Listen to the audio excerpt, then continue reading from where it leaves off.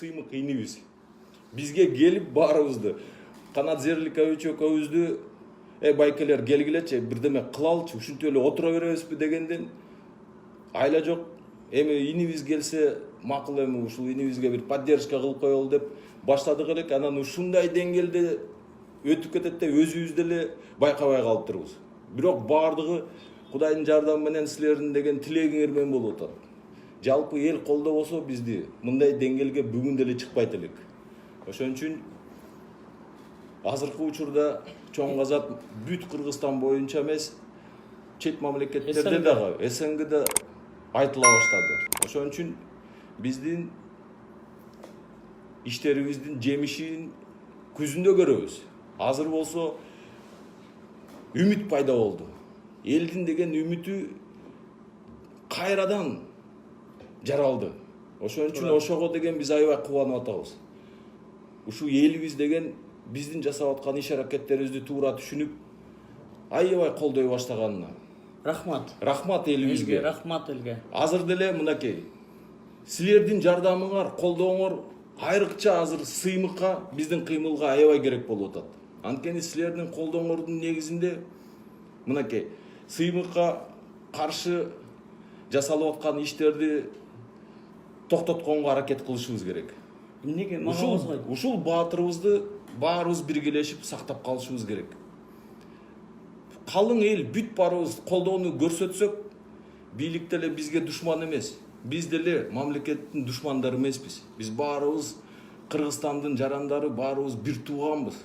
Ошон үчүн баарыбыз Кыргызстанды кантип өнүктүрөбүз, турмушубузду кантип оңдойбуз, ушунун баардыгын деген качан биз эртелетебиз. Ушундай максаттарды койгонбуз алдыбызда. Эч кандай башаламандык эмес. Биз жаңы саясий кырдаалды жаратып, үмүттү деген жандырып, элдин демин ойготуп, саясатты деген тазалайлы деп максат койдук дагы ошого деген кетип баратабыз. Ошон үчүн чоң казатка аттанганыбыз ошол болгон. Эң негизги максатыбыз ошол болуп атат. Элдин өчкөн үмүтүн кайра жандандырып, ушу Кыргызстандын келечеги бар деп ишенгиле. Биз барбыз, силер барсыңар, баарыбыз. Ошон үчүн Кыргызстандын келечеги өчпөйт. Биздин атабыздын деген руху биздин жүрөктөрүбүздө. Ошон үчүн биз кыргызбыз. Ошону деген кайра эстешибиз керек дагы, ошондой баатырлыкты жасашыбыз керек болуп атат. Ошон үчүн мындакей биздин чоң казат тарткан фильмди, мультфильмди көрдүңөр да баарыңар. Ошол мультфильмде бекерден айтылган эмес биздики. Манас атабыздын 1000 жыл мурун жасаган эрдигин азыр кайталай турган убакыт келди. Ошол эрдикти жашап кетишибиз керек.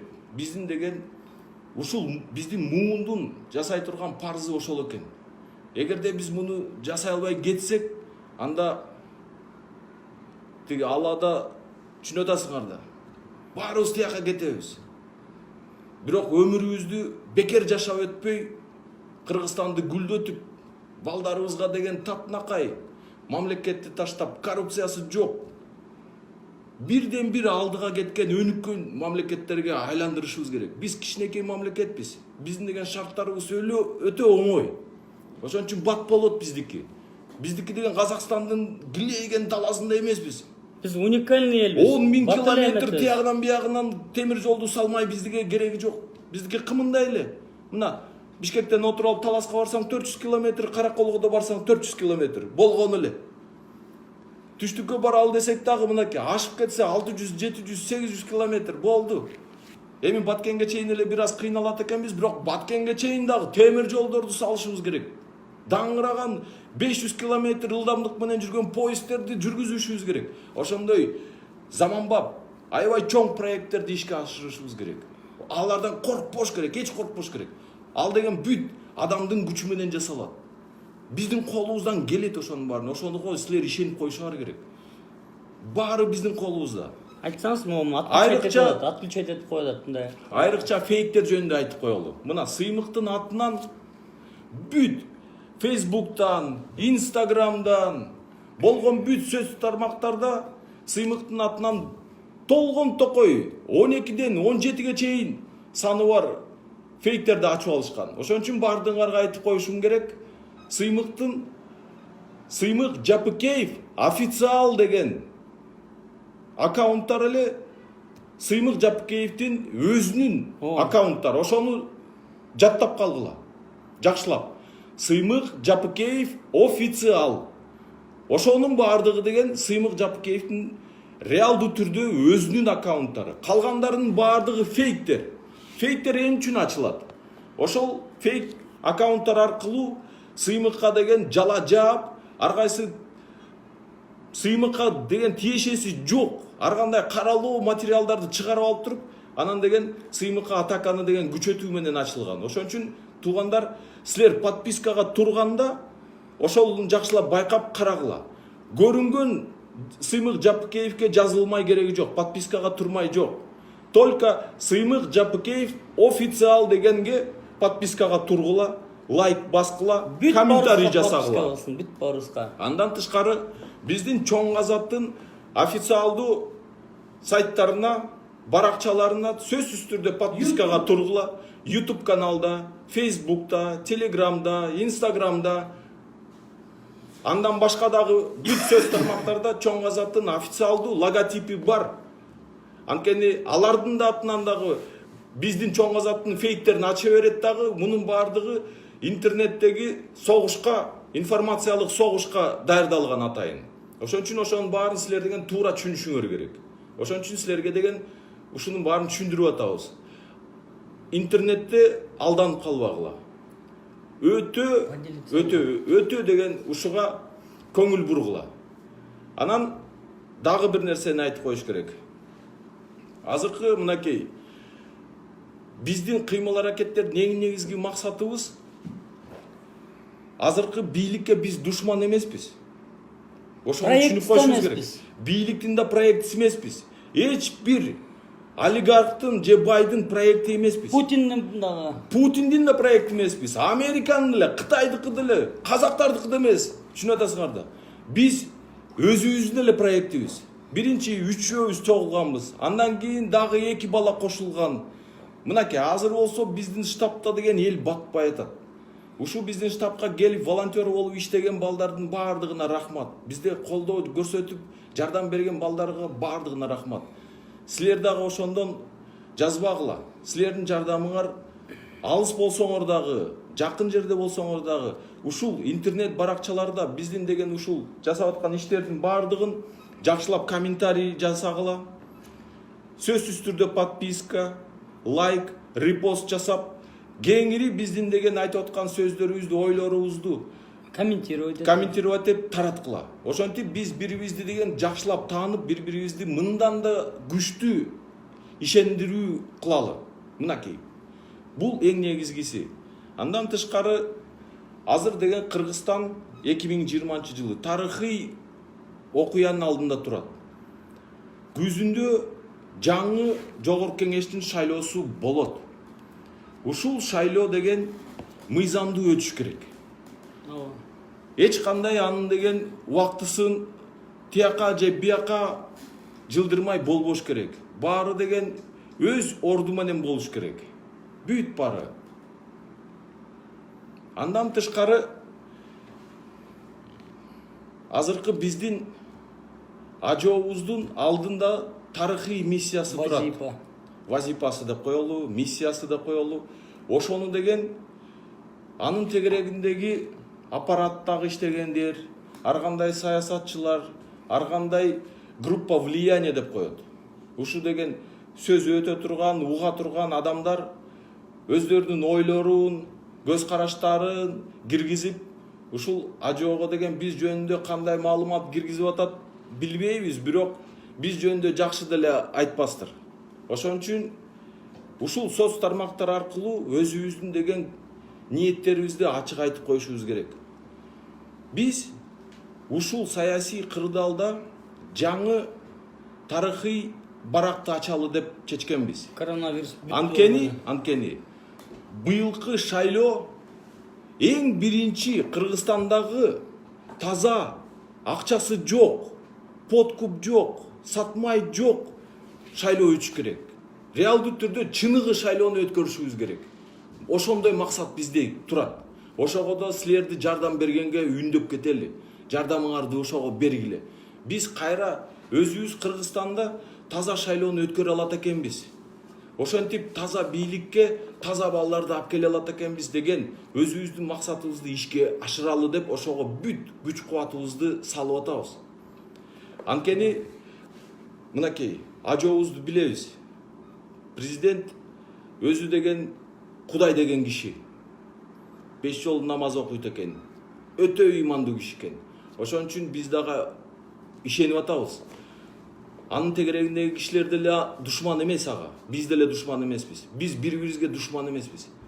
Ошон үчүн ушул биздин азыркы президентибиз Сооронбай Шарипович Кыргызстандын тарыхында кандай кадам калтырып кетет деп баарыбыз күтүп турабыз. Ошол кадам аябай таза кишинин жасаган, аябай таза инсандын иш аракети деп баалашыбыз керек дагы. Бирок ошону деген далилдеш үчүн Кыргызстандын тарыхында эң биринчи президент таза шайлоону өткөргөн деп Акчасы жок. калтырып кетсе, биз ошого деген ишенип атабыз дагы, ошого жардам берели деп атабыз. Акчасы жок. Таза балдарды деген бийликке алып келе алса, Сооронбай Шарипович тарыхта, Кыргызстандын тарыхында эң биринчи таза шайлоону өткөрүп, таза бийликти деген таза балдарды алып келген деп тарыхта из калтыра алат. Ошону деген биз эңсеп атабыз. Урматтуу Сооронбай Шарипович, туура түшүнүп коюңуз. Биз деген ушинтип өзүбүздүн бүт ич аракеттерибизди ошо менен сизге жардам берели деп атабыз. Эгерде биз менен кошо келген таза балдарды жогорку кеңешке алып келе алсаңыз, аябай чоң күчтүү команданы деген алмаштыра аласыз. Ошентип деген биз жаңы таза балдарды өкмөткө киргизип, башкаруу бутактарына киргизип, Кыргызстанда деген реформаларды жасай алабыз. Ошондой балдарды азыр биз тандайлы. Эл өзү чыгарсын. Айрыкча мынакей региондордо канча таза балдар жүрөт. Ошо региондордун балдарын биз деген саясатка аралаштырып, анткени региондорду өнүктүрүү деп атабыз. Региондорду ким өнүктүрөт? Ошол таза балдар гана өнүктүрөт. Бирок ошол балдар деген эч чыкканга шанс болбой атат. Ошолорго деген биз жардам беришибиз керек болуп атат. Анткени алардын акчасы жок. Бирок алардын жүрөктөрү таза, ниеттери таза, колдору таза, ойлору таза. Ошондой балдарды чогултуп биз, мынакей биздин чоң азат кыймылынын эң негизги максаты ошондой. Региондордон таза балдарды чогултуп, таза команданы даярдап, эң негизгиси баары кесипкөй, профессионал болуш керек. Ар бир экономикадагы тармакты билген, түшүнгөн, ошону реформа жасай ала турган балдарды азыртадан баардыгыңар бизге сунуштагыла. Баткенден болобу, Таластан болобу, Нарындан болобу. Мынакей Кыргызстанда 40 район бар. 40 райондун 40 баатырын бергиле бизге. Андан тышкары 29 шаар бар экен, 29 шаардан дагы тың балдарыңардан бергиле. Өзүңөр ошол жергиликтүү эл тандап туруп, ушул баланы деген чоң азатка кошуп бердик деп туруп бизге бир мандат кагазды жөнөткүлө. Интернеттен болобу, же ушундай эле жөнөтөсүңөрбү? Иши кылса ошентип таза региондордон балдарды чогултуп келип, реалдуу түрдө элдин таламын аткарган, элдин деген деми менен чогулган балдардын команда түзүп, ошентип биз деген жогорку кеңешке депутат боло турган, кийин деген бийликтин бутактарына бара турган таза балдарды сунуштайлы деп атабыз. Ошентип элита эволюциялык жол менен алмашыш керек. Биздин максатыбыз ошол. Эволюциялык жолду башташыбыз керек дагы, улантып кетишибиз керек. Революциялардан тажадык, болду, жетет. Башка үмүт албайбыз. Эми ошон үчүн биз эволюциялык жолду баштап, ошонун башында туруп, кийин өзүбүздүн мынакей катарыбызга келген жаш балдарды тарбиялап, кийин ошолорго деген иш аракеттерибизди калтырып кетишибиз керек. Ошон үчүн ушу биздин деген президентибизге биз ушундай сунушту кылат элек. Ошон үчүн суранып өтөт элек. Өзүңүздүн тегерегиңиздеги адамдар кандай биз жөнүндө маалыматты жеткирип атат билбейбиз. Бирок сиз менен көзмө көз жолугуп, ушу деген оозубуздан уксаңыз ушунун баарын ачык эле сизге айтып берет элек. Анткени мындай да, мынакей мен деле органдарда иштегем. Информация кантип чогулат, анан ошол информация кантип жеткирилет тиги өйдө жакка биз билебиз да. Ар бир сөз бир барактан экинчи кабинетке көчүп отуруп, тиги отделден бул отдел, аналитика, анан тиги бу дегендер менен отуруп алып туруп, аягында кээде сөздүн деген таптакыр башка мааниси менен өйдө жакка жетип калат. Ошентип деген көп нерселер кээде туура эмес түшүндүрүлүп, туура эмес деген маалымат жетип калат. Ошон үчүн айрыкча органдардагы маалыматты деген так жеткиргендей бизде деген системадагы оор аябай.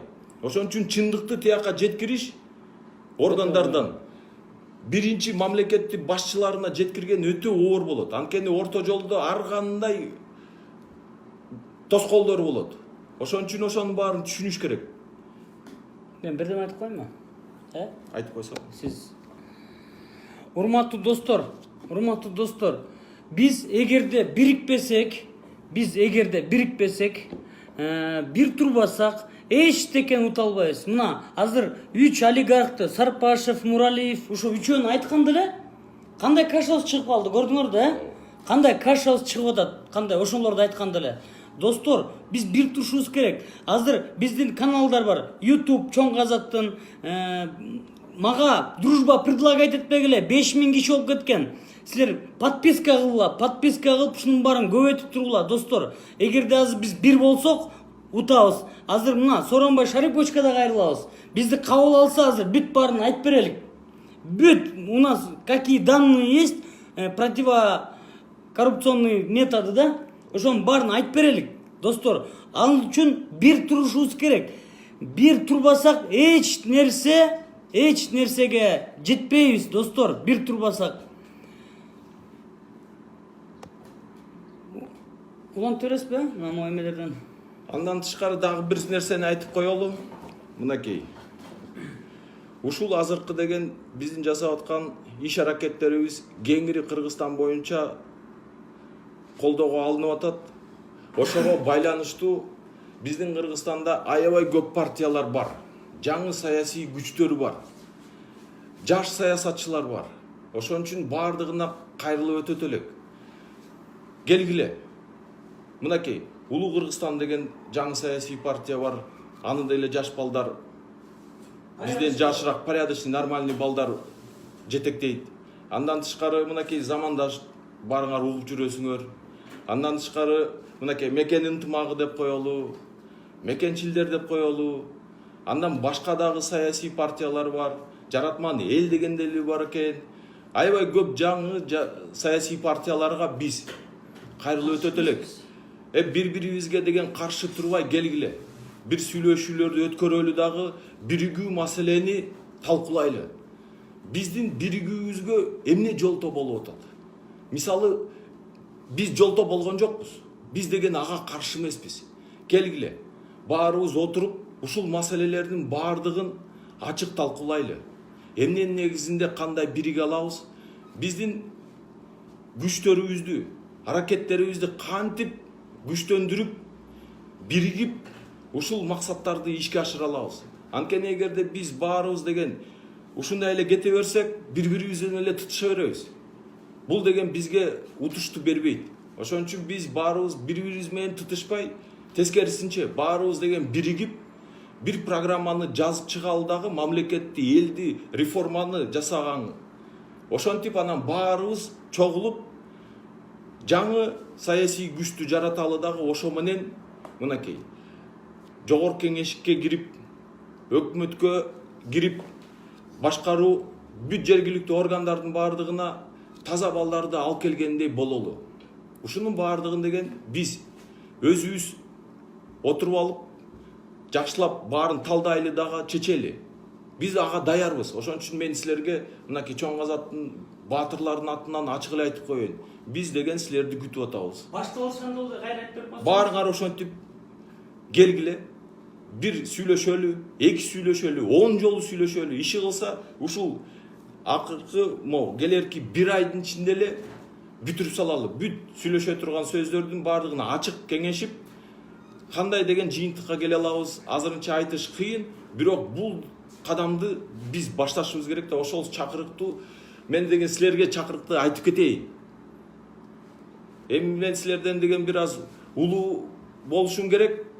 Ошон үчүн улуу катары силерге деген ушундай сунушту киргизейин. Өзүңөр ушуну баарын туура көрсөңөр, келгиле. Баарыбыз деген ушинтип жаңы саясий кырдаалды жаратканга бири-бирибизге жардам берели. Андан тышкары мынакей. Биздин экономика пандемиядан азыр кандай чыгып атат, баарыбыз көрүп атабыз. Азыр деген Кыргызстанда жайкы сезон деле болбой калды уже коронавирустун айынан. Туристтик сезон кандай болот эч ким билбейт азыр. Бирок уже көрүнүп атат. Чек аралар качан ачылат, туристтер келеби, келбейби? Мынакей, азыр канча селдер жүрүп атат. Ал эмес коңшу мамлекеттерде мынакей дамбалары жарылып, канча деген айдоолордун баардыгы өлүп атат.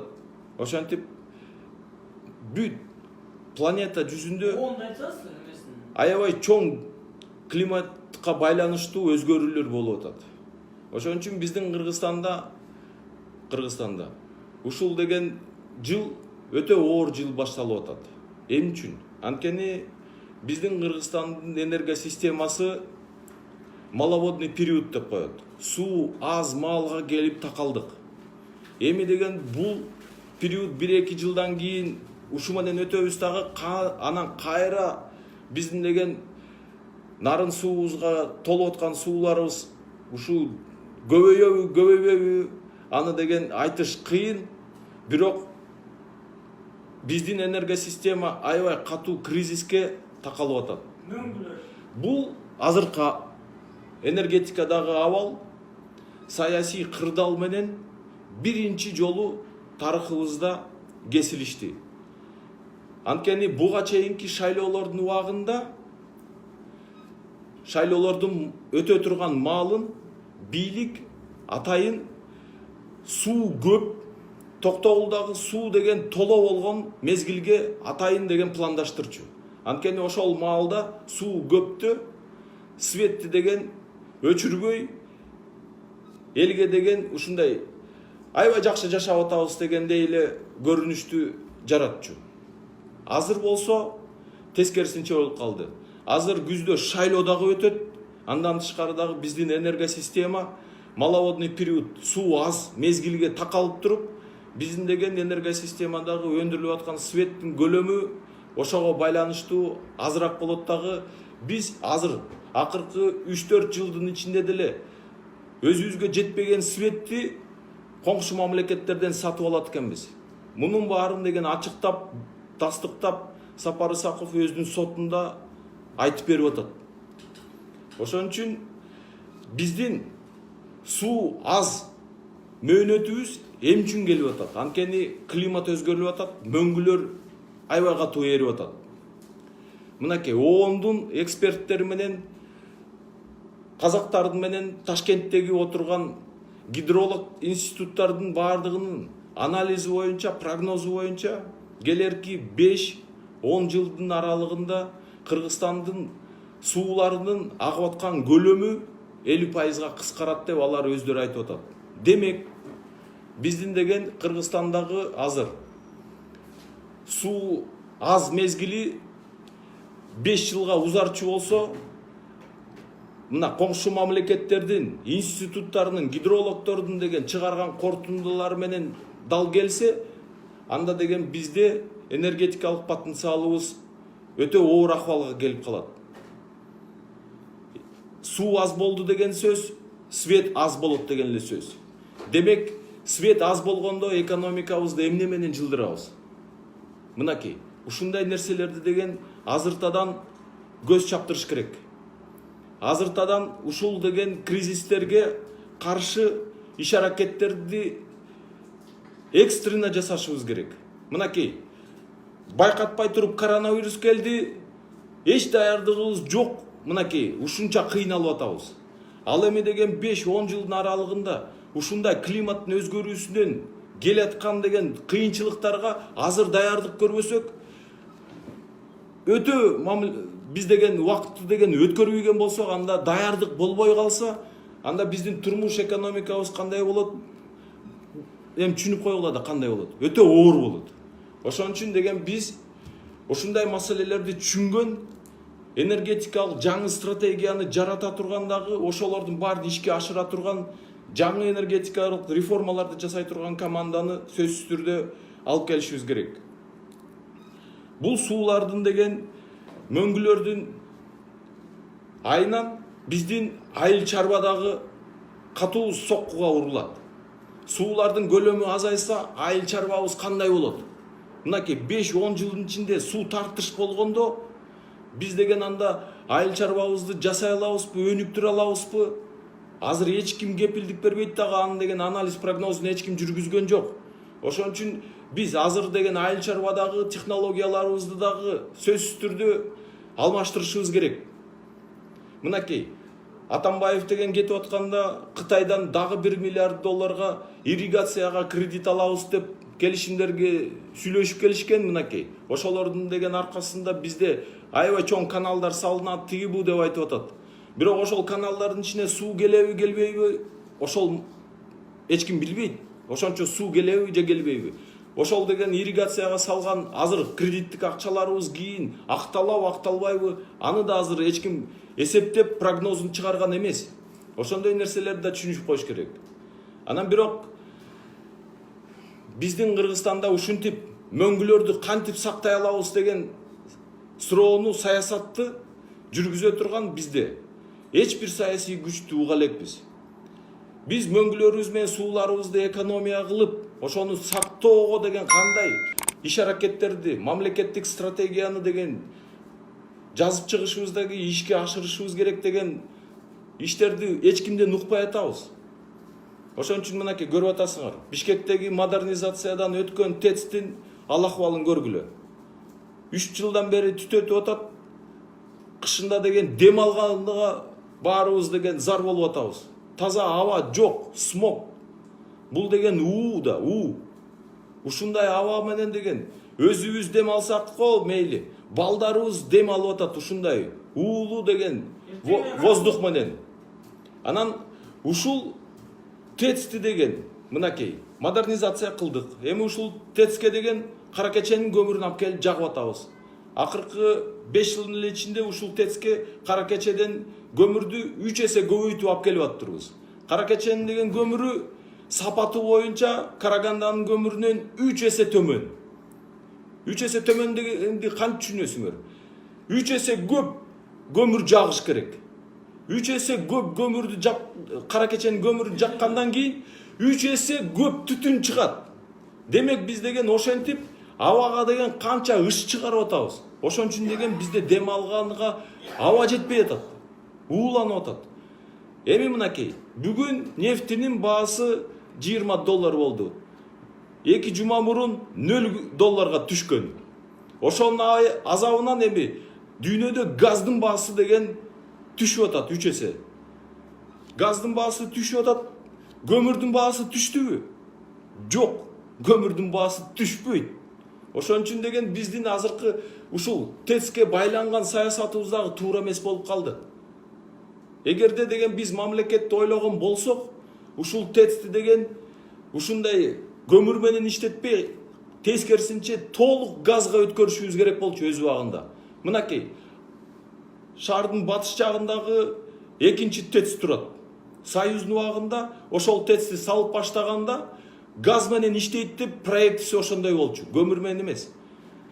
Эгерде ошол ТЭЦти деген биз бүтүргөндө ушул 30 жылдын ичинде могу деген эски көмүр менен иштеген ТЭЦибиз токтомоктагы тиги ТЭЦ менен биз деген жанып багып кетмекпиз газ менен. Ошондо деген таза аба деген сакталып калмак.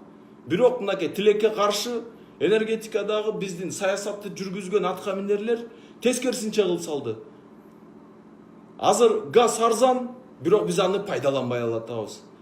Азыр мынакей көмүрдөн зыян чыгып атат дагы, ошого карабай эми деген ушул Кытайдын модернизациядан өткөн печкасын эми 30-40 жыл иштетет экенбиз да. мынакей ушундай актуалдуу суроолорго деген көз чаптырган же ушундай маселелерди талкуулаган эч бир саясий күчтү көргөн жокпуз дагы, эч бир энергетика тарабындагы эксперттердин деген оюн да уккан жокпуз. Ошон үчүн ачык айтып атабыз, келгиле, ушул маселелерди түшүнсөңөр, келечекти ойлосоңор, ушуну деген биздин чоң азаттын деген программасына киргизип, экология, мөңгүлөрдү сактоо, сууну үнөмдөө, айыл чарбаны заманбап технологияларга өткөрүү, ушундай маселелерди деген көтөрүп, бирок ушунун баардыгын специалисттердин жардам менен жазып чыгышыбыз керек дагы, элге сунушташыбыз керек. Элге ушунун баарын деген түшүндүрүп беришибиз керек. 21-кылымдагы кыргыздын жашоосу жакшы болуш үчүн экономика менен биздин ушул стратегиялык объекттерди кантип модернизация, жаңыланышыбыз керек. Муну тез арада жасашыбыз керек, туугандар. Антпесек убакыт аз. Мына 5-10 жылдын ичинде биздин деген келечегибиз суулардын көлөмү менен уже чектелип калган. Мынакей, бая күнү жуманын башында биздин деген премьер-министр Мухаммедкалый Дүйшөкеевич жогорку кеңеште айтты. Камбар ата бир гесин деген биз өзүбүздүн деген күчүбүз менен салабыз, бизге деген эч ким тоскоол боло албайт деп айтып атат. Мен деген мынакей, өзүм биринчи кесибим боюнча Фрунзе политехниктеги институту бүткөм. Мен тоо-кен энергетик инженеримин. Тоо-кенди да түшүнөм, энергетиканы да түшүнөм, механиканы да түшүнөм. Анткени мен деген биринчи алган билимим ошондой. Анан тилекке каршы 93-жылы институтту бүткөндөн кийин тоо-кен иштери жабылып, жумуш жок, айла кетип, анан ГКНБга ишке киргем. ГКНБда иштеп жүрүп, жалаң контур чалгындоо менен жүрүп, ушул маселелер боюнча эле көз чаптырып атып, анализ жасап атып, жумуштан кеттим. Ушунун баардыгын чоңдорго жазып отуруп, жаман көрүнүп, аягында деген тияка бияка айдап атышып, оозуң жап деп эле иши кылса. Эмне ушунча эле акылдуусуңбу? Мына мен деген Ашыркулов, мынакей Акаевдин деген досу, академиктер баары. Ашыркулов бизде председатель болуп жүргөндө, Кумтөр жөнүндө жакшы справка жазсам, чакырып алып айткандай, сен деген ушуну түшүнөсүңбү деп. Менден башка эч ким түшүнбөйт. Мен горный инженер, электромеханик, менден башка эч ким түшүнбөйт десем, таласка айдап ийген. Кумтөр жөнүндө экинчи сүйлөбөсүн деп. Ошон үчүн мынакей, Акаевдин убагынан бери бул саясаттын баардыгы, мамлекеттеги жүргүзүлүп аткан саясат таптакыр башка жакка кетип калган. Ошон үчүн мен мынакей Мухаммедкалый Дүйшөкеевичтин айткан сөзүнө Камбар ата бир геси боюнча айтып коюшум керек. Эгерде биз Камбар ата бир гесин азыр сала турган болсок, анын деген акча каражат салуусу боюнча бир 3-4 миллиард долларга кетет. Ошол деген 3-4 миллиард долларды салып, гести салып алгандан кийин, ошол деген гести иштеткенге суу келбей калат, толбой калат. Ошон үчүн азыр орустар ошонун баарын түшүнүп, анткени алардын деген институттарында суунун прогнозу 20-30 жылга жасалат. Түшүнө атасыңар да. Ошол прогноздун деген негизинде орустар деген эсептеп чыгып, Камбар ата бир гесин салганга экономикалык жактан мүмкүнчүлүк болбойт, анча суу келбейт деп атышат. Ушундай нерселерди деген элге бирөө айтты беле. Эл билбейт да муну. Анан биздин Мухаммедкалый Дүйшөкеевич дагы мисалы энергетик эмес. Анын аппаратында иштеген, ошонун баардыгын көзөмөл жүргүзө турган отделдеги иштеп аткан балдардын деген билим деңгээли кандай? Биз билбейбиз. Сапардын деген аппаратында иштеп аткан Айдар Калиевдин деңгээлин кандай экенин көрүп, мынакей көрүп атасыңар да? Азыр каякта отурушат алар. Ошон үчүн деген ушунун баарын түшүнгөн, мынакей опыту бар байкелерди да алып келишибиз керек. Жаш балдарды алып келип, ушул Кыргызстандын энергетикалык жаңы стратегиясын иштеп чыгышыбыз керек. Тез арада. Анткени 1-2 жылдын ичинде гэсти салыш үчүн деген 1 жылда салынбайт да, платинасы. Ошончо бетонду куюш үчүн Токтогул гэсин 8 жыл салышкан. Камбар ата бирди салыш үчүн деле 8 жыл керек. 8 жылдын ичинде суу жок калса, биз неге ал гэсти неге салабыз деген суроо туулат да. Ошон үчүн биз деген чакан гэстерди, малый, микро гэстерди салып, андан тышкары мынакей күндүн нуру менен иштеген солнечный электростанцияларды, шамалдын деген ылдамдыгы менен иштеген ветровой электростанцияларды, ошолордун баардыгын тез арада проектилерин иштеп чыккан, ошонун баарын деген түшүнгөн балдарды алып келип 1-2 жылдын ичинде энергетикалык жактан өзүбүздүн Кыргызстаныбызды деген аябай кубаттуу кылып алышыбыз керек. Бир нерсе айтып берейинчи. Кечиресиз. Бир оюңузду айттыңызбы? Урматтуу достор, бүгүн байкем конокко келген, муну азыр поделиться кылып тургула, азыр жакшы нерселерди алып, эме кылып тургула, лайк басып, поделиться кылып, достор, улам сайын өчүрүп салып атат, бирок кайра аны көрүп калбай, кайра кирип тургула. Достор, мына азыр биз Максат Мамытканов айтты. Биз эч кимдин проектиси эмеспиз. Эми мисалы грамотный адам, мен деле грамотный адам. Экөөбүз мисалы биригип алып, бир иш кыла албайбызбы? Обязательно бирөөнүн проектиси болуш керекпи? Мына көчө российский издательстволордун баары айтып атат. Путиндин проектиси экен деп жазып атышат, туурабы? Российский эмелер жазып атат. Достор, биз бир болсок эле ошондо эмеге келебиз, жеңишке. Достор, биздин каналга Чоң Казаттын YouTube, Максат Мамыткановго баарына жазылып койгула, достор. Ошол жактан айтып турабыз. Менин могу Facebook аккаунтума дагы көп атакалар болуп атат да, көчө атака болду. Пароль поменяйте деди да. Анан кайра келдик. Достор, мына азыр биз президентке деле кайрылабыз. Азыр ушу Чоң Казат ушундай укмуш коронавирус менен бир жагдайга келип калбадыкпы? Ушундан чогуу чыгып, достор, утуш менен чыксак болот. Могу коронавируста могу бүт кан соргучтун баары үйүндө жатат. Бүт баарына иш козгош керек. Бүт баарын кырмыш керек. Биз деген эми мисалы дебил эмеспиз да, мына байкем экөөбүз, байкем КГБшник, мен прокурорский работникмин бывший. Биз эми элди дүрбөткөн жокпуз да, мынтипчи. Эл ойгонсун деп атабыз. Жүрөгүңөрдө революция кылгылачы, достор, жүрөгүңөрдө.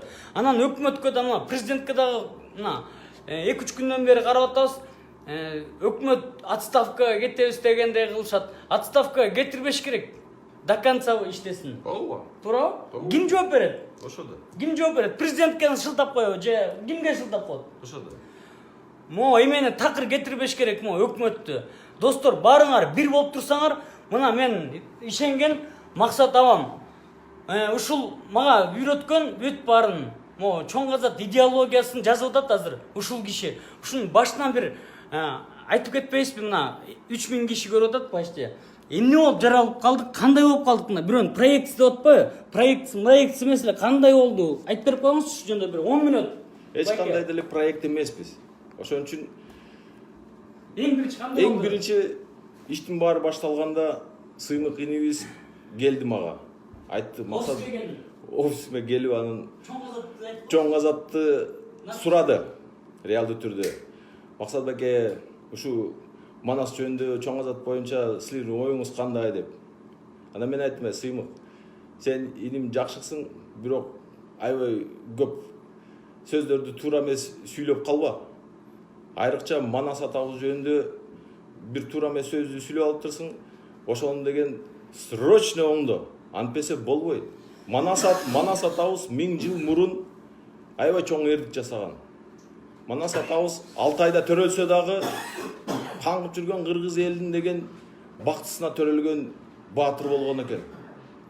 Ошол 6 айдан колдун баарын чогултуп алып, баатырлардын баарын чогултуп алып, ушул Тяньшань биздин деген мекенибизди кайра бизге мамлекет жер кылып бошотуп, ушул жака бизди көчүрүп келген экен.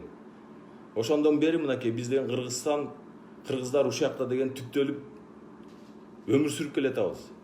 Ушул эрдиги унутулгус. Ошон үчүн деген биз Манас атабызды 1000 жылдан ашык эстеп, ушинтип деген чоң эпостарды жаратып, оозмо ооз эсте калтырбай алып келатабыз. Ошон үчүн мен айттым, туура түшүн Сыймык. Бул деген ыйык нерсе кыргыздар үчүн.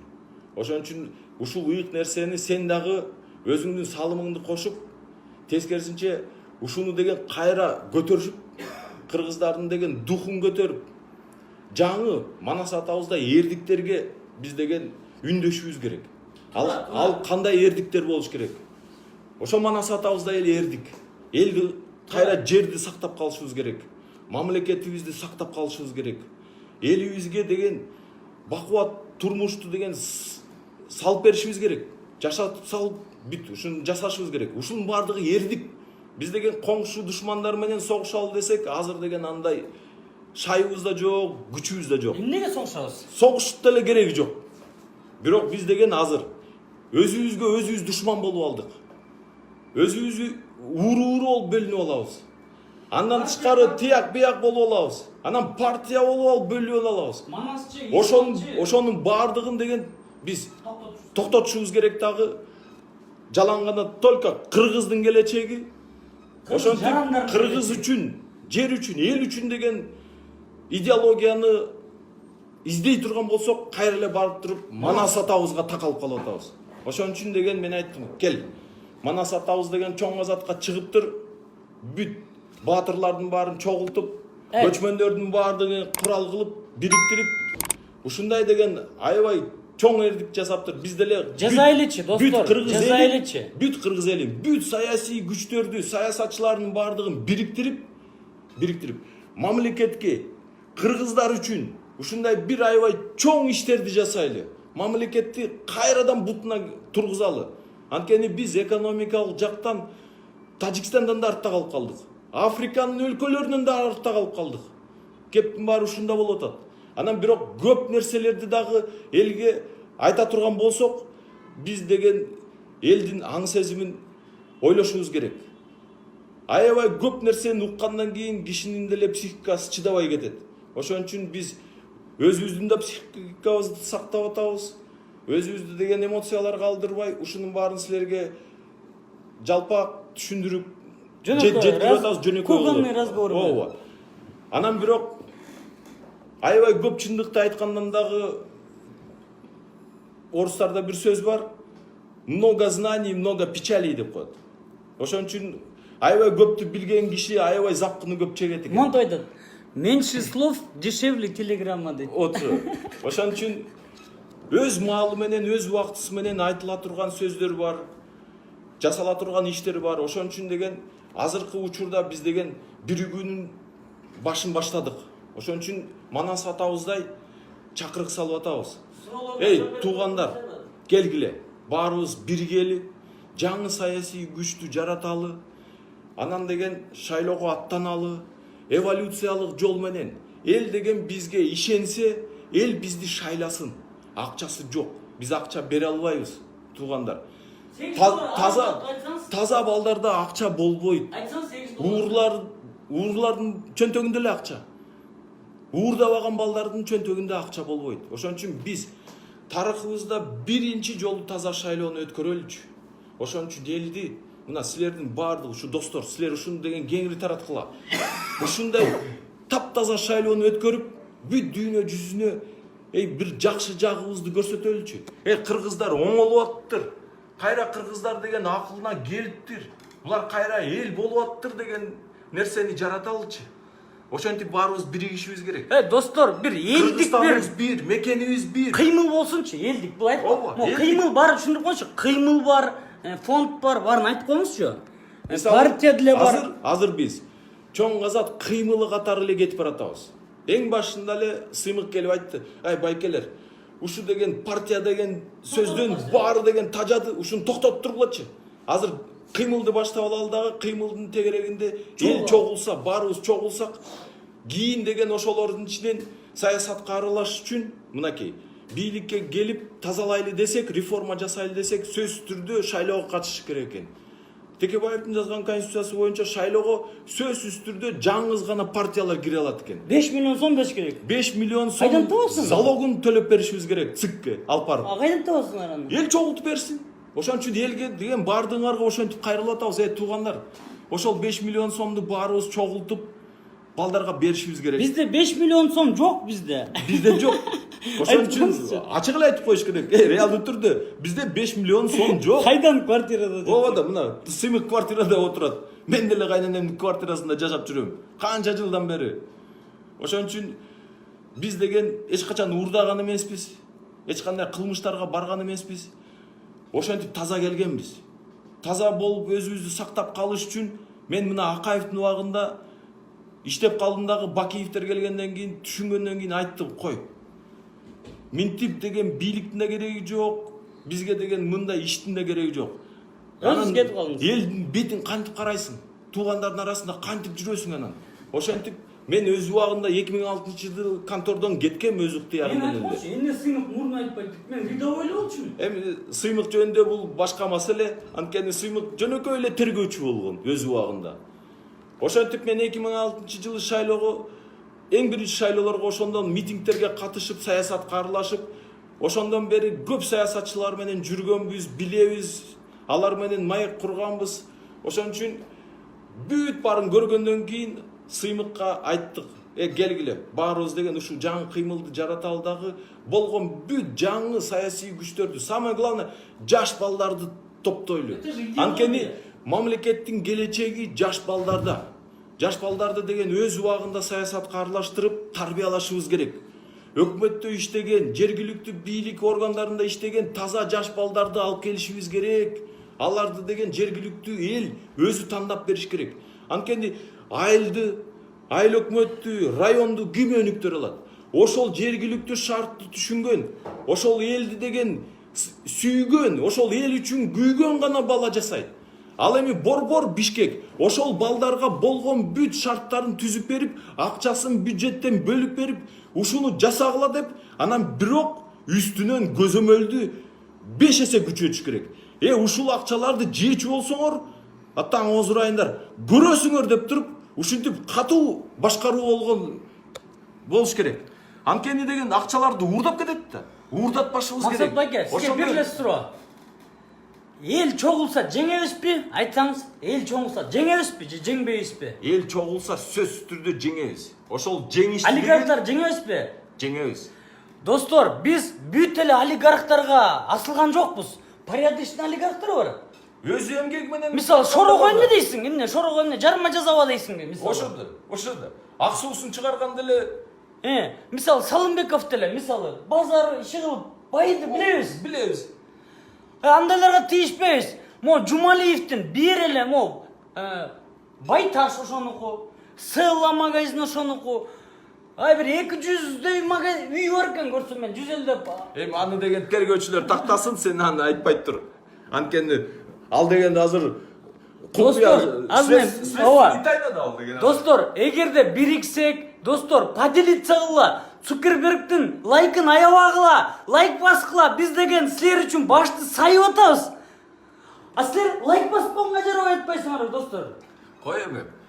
Айтпачы? Туугандар эчтеке аябайт биз үчүн. Ошон үчүн бардыгына кайрылып атабыз да. Поделиться кыла. Эң негизи азыркы учурда биздин кыймыл аракеттерди силер колдогонуңар, ушул деген сыймыктын официальный, Сыймык Жапыкеев официал деген инстаграмдагы страничкасына подпискага тургула.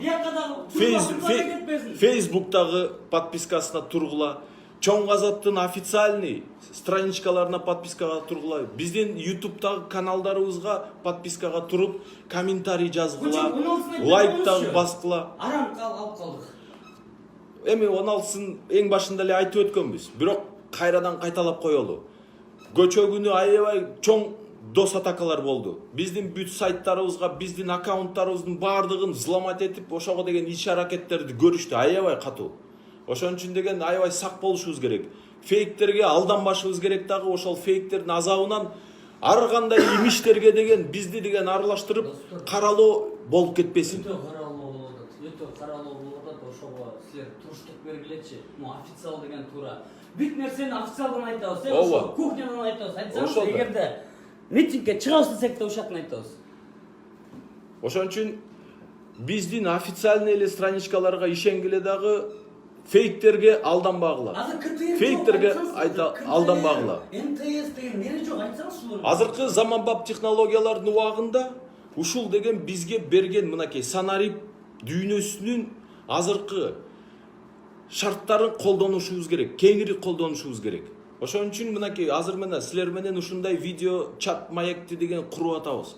Бул аябай жакшы, эң сонун нерсе. Ошон үчүн биз силер менен деген ушундай Илгерки түзмө заман түз болсо кыргыз көзмө көз айтпайт көрүшүп ушундай шарттарды колдонуп атабыз. Мурун деген мындай жок болчу да. Мурун деген бирдемени айтыш үчүн сөзсүз түрдө кайдагы бир каналга барышың керек. Аяктан деген тааныш, дос, тууган табышың керек. Анын үстүнө дагы акча беришиң керек. Ушинтип отуруп мындайки. Ошон үчүн олигархтардын баары айласы кетип телеканалдарды ачышкан. Ар кайсы газеттерди ачышкан. Андан кийин интернет сайттарды ачышкан. Азыр деген ошонун баардыгы кухня бар да азыр. Азыр ошонун баардыгы кереги жок болуп калды. Азыр деген ушул шарттардын баардыгы биздин саясий иштерге аябай чоң көмөктү көрсөтүп атат. Ушул деген биздин азыркы жасап аткан маегибизге тыйын төлөгөн жокпуз. Цукербергке тыйын төлөгөн жокпуз. Силер да төлөгөн жоксуңар. Силер да төлөгөн жоксуңар. Ошон үчүн ар бир силерден комментарий, лайк койгонуңарга тыйын эч ким төлөбөйт. Силер да эч кимге төлөбөйсүңөр. Мына гейттин баары ошондо болуп атат. Ушунун баары деген арзан, аябай оңой, жеткиликтүү болуп атат. Биздин КТР кухня.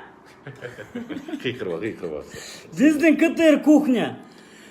Ошон үчүн ушундай биздин жаңы шарттарды биз деген аябай пайдаланып калышыбыз керек. Ошон үчүн мынакей подпискага сөзсүз түрдө тургула. Анткени биз подписканын санын көргөндөн кийин канча киши просмотр кылып атат, канча поделиться кылып атасыңар, лайк канча басылып атат деген бул бизге маалымат да. Бизди деген эл колдоп атабы, колдобой атабы? Канча комментарий жазылып атат, бизди деген жамандасаңар да биз көрүп атабыз, жакшы көрүп атсаңар да көрүп атабыз. Ошонун баардыгы биз анализ жүргүзгөнгө аябай жакшы. Сизлер менен ушинтип силердин пикир алмашып, биздин айтып аткан сөздөрүбүз силерге жагып атабы, жакпай атабы? Биз туура сүйлөп атабызбы, туура эмес ой айтып атабызбы дегенди ушинтип эле бири-бирибиз менен. Ооба да. Азыркы деген обратный связь ушул да биздики. Ушуну деген аябай кеңири пайдаланып калышыбыз керек. Ушул деген заманбап технологиялар күзгү шайлоого аябай чоң жардам берет. Агитация жүргүзгөнгө, биздин көз караштарыбызды, пикирлерибизди силердин деген бизге жөнөткөн ойлоруңарды, бизге деген кошумча берген идеяларыңар баарын ушинтип ачык сүйлөшүп, кеңешип, биз деген аябай чоң жакшы элдик команданы түзүп, элдик программаны түзүп, ошонун баарын ишке ашыралы деген чоң шанс бар. Ошонун деген биз Facebook менен жазап койсок болот. Эч деген жоготуп албашыбыз керек дагы, эч уттурбашыбыз керек. Азыр деген акчасы жок. Шайлоо менен, элдин күчү менен, элдин деми менен, элдин ишеничи менен таза балдарды жогорку кеңешке киргизип алсак, биз деген анда өзүбүз реформа Кыргызстанда кетти деген сөз ошол. Ошого деген бизге мамлекетте эле жолтоо боло албайт. Анткени биз баарыбыз Кыргызстан үчүн күйүп атабыз. Биздин президент, өкмөт, бүт бийлик бутактары дагы буга каршы турбайт. Анткени алардын деле эңсеген ою деп ошол да. Кыргызстанды кантип деген өнүктүрүп кете алабыз. Эгерде алардын деген кандайдыр бир шарттар менен билим деңгээли жетпей атса, аны ачык эле айтыш керек. Балдар, силер тарта албайт экенсиңер. Ордуңарды бошотуп бергиле, могу балдар жасасын. Силер тети жакка барып туруп андан көрө ушундай иштерди жасагыла деп кадр алмашуу ушундай болуш керек. Эволюциялык жол менен, нормальный жол менен. Ошону деген биз жасайлы деп атабыз. Биздин эң негизги максатыбыз ошол. Кыргызстанда эң биринчи жолу тарыхта таза шайлоону өткөрүп, таза балдарды бийликке аралаштырып, саясатты тазалап, жаңы таза балдарды алып келип, биздин Кыргызстандын келечегин сактап калалы. Анткени биздин балдарыбыз эртеңки күнү кандай болот? Ошондой нерселерди деген азыртадан ойлонуп, биздин балдарыбыздын деген келечегин сактап калышыбыз керек. Неберелерибиздин келечегин сактап калышыбыз керек. Ошол бул өтө оор иш. Ушуну деген биз өзүбүзгө жүктөп алдык. Бул деген ошон үчүн биздин жасай турган баатырлык ишибиз ушул азыр. Биздин балдарыбыз азыр жаш, эчтеке жасай албайт. Ошон үчүн биз жасап кетишибиз керек. Мамлекетти оңдоп кетишибиз керек. Сооронбай Шариповичтин деле максаты ошол. Ошон үчүн айтып атпайбы? Коррупция менен күрөшөлү. Биз ошого жардам берели деп атабыз. Жардам берели. Каршылык көрсөтпөй, наоборот. Ошон үчүн кайрылып кетет элек. Урматтуу президент, биз менен көзмө көз сүйлөшүп коюңузчу. Анткени бизди деген силерге эч ким өзүңүн тегерегиңер эле адамдар жолоткусу келбей атат. Биз жөнүндө деген туура эмес маалыматтарды жеткирип атышат. Биз душман эмеспиз. Сизге да душман эмеспиз. Кыргыз элинин душманы эмеспиз биз. Биз баарыбыз кыргызбыз. Өзүбүздүн мекенибиз үчүн өрттөнүп атабыз. Ошон үчүн бекер биздин деген ушундай иш аракеттерибиз өтүп кетпесин. Өмүрүбүз да бекер өтүп кетпесин. Азыр деген мээбиз, күчүбүз толуп турган кезде өзүбүздүн деген бүт иш аракеттерибизди мамлекет үчүн, жер үчүн салымыбызды кошуп кетели. Мынакей, ушулдай патриот балдар болсоңор, келгиле бардыңар. Баарыбыз кошулушубуз керек. Иш толтура, бардыбызга жетет. Анткени ар бир министрликте деген реформа жасаш керек. Биз Кыргызстанды түп тамырынан реформа жасап, коррупцияны жок кылып, экономиканы өстүрүп, элди деген жумушчу орундар менен, завод, фабрикалар менен толтурушубуз керек. Органикти айтсаңыз. Канча темир жолдорду салышыбыз керек. Автоунаа жолдорун салышыбыз керек. Электричествоны чыгарган ГЭСтерди канча салыш керек. Туризм, башка бүт айыл чарбасын айтып коелу. Ошондой бүт нерселерди тез арада программа түзүп келип, сунуштап, эл деген ошонун баарын деген көрүп, угуп, ишенип, бизди деген колдоп бериш керек. Биз деген ошого ишенип атабыз. Мынакей, көчө күнү биз деген бүт провокацияларды деген элге түшүндүргөнүбүз үчүн, эл деген бизди түшүнүп, билип, көчө деген митингтерге эч ким чыккан жок. Ошон үчүн биз деген бийликке дагы бир сыйра көрсөтүп алдык. Биз деген душман эмеспиз. Ошон үчүн баарыбыз бир элбиз. Биз бир мамлекетпиз. Ошон үчүн келгиле. Бизге деген кандай иштей турган шарт берсеңер деле, ошонун баарын деген жасап кеткенге, силерге жардам бергенге даярбыз. Ошентип деген жаңы таза балдарды алып келишибиз керек дагы, ушул реформаларды жасап кетишибиз керек. Анткени мынакей чет мамлекетте окуп жүргөн канча биздин балдарыбыз турат. Алардын деген билим деңгээлдери кандай? Алар деген бүт дүйнөдөгү технологиялардын баарын көрүп келди. Ошол балдарды иштетишибиз керек. Мынакей канча деген бизде Россияда жүргөн мигранттарыбыз жүрөт. Аларга деген бияктан жумушчу орундарды түзүп берип, ал жумушчу орундарды түзгөн, шартты түзгөн жаңы балдарды деген алып келишибиз керек. Акча бар Кыргызстанда, толтура акча. Ошол акчалардын баарын деген легализация кылыш керек. Экономикага салдырышыбыз керек. Ошентип деген биз Кыргызстанды карыздан кутултабыз. Кыргызстанда карыз болбойт. Анткени бүт биздин деген мынакей уурлук менен коррупция менен чогулган акчалардын баардыгын ачыкка чыгарсак, бизде көмүскө экономика 70%. 70% түшүнүп атасыңар да. Ошонун баарын ачыкка чыгарсак, биздин медиктердин зарплатасы 3 эсе көтөрүлөт. Биздин мугалимдердин айлыктары 3 эсе көтөрүлөт.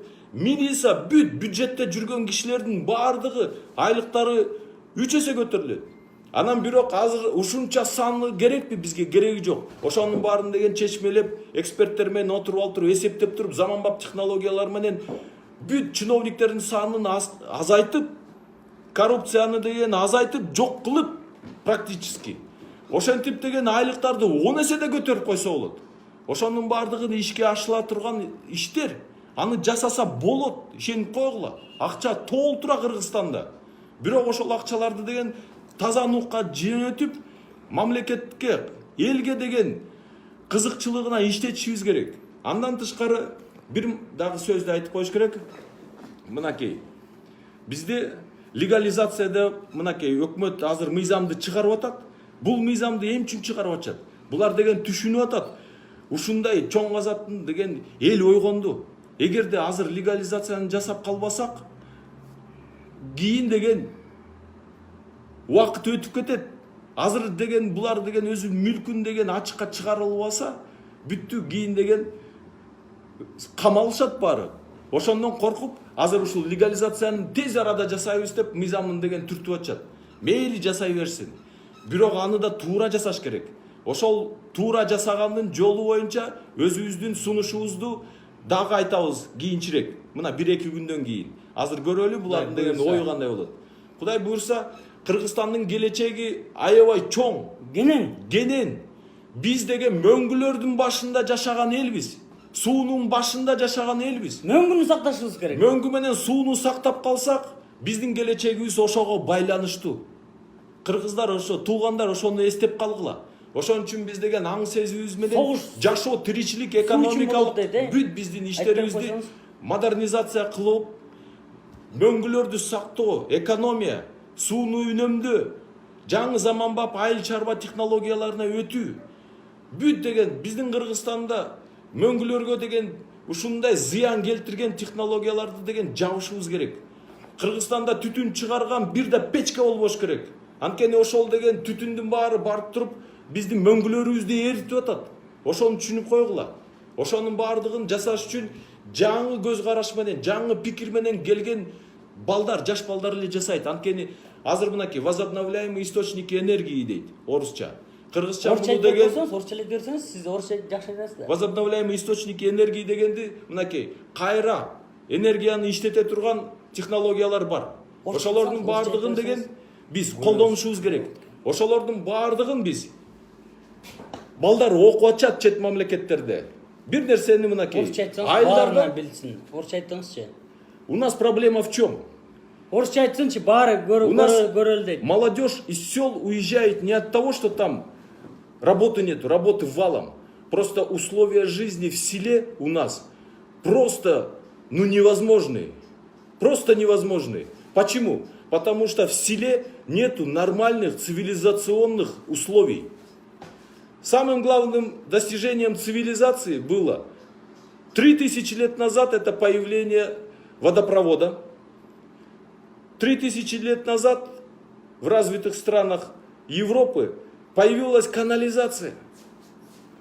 В 21 веке в Кыргызстане, в селе тоже должны быть такие же условия. Должна быть канализация, должна быть чистая питьевая вода, должны быть все цивилизационные блага в простом доме в селе. Там должны быть все условия, которые есть в городе.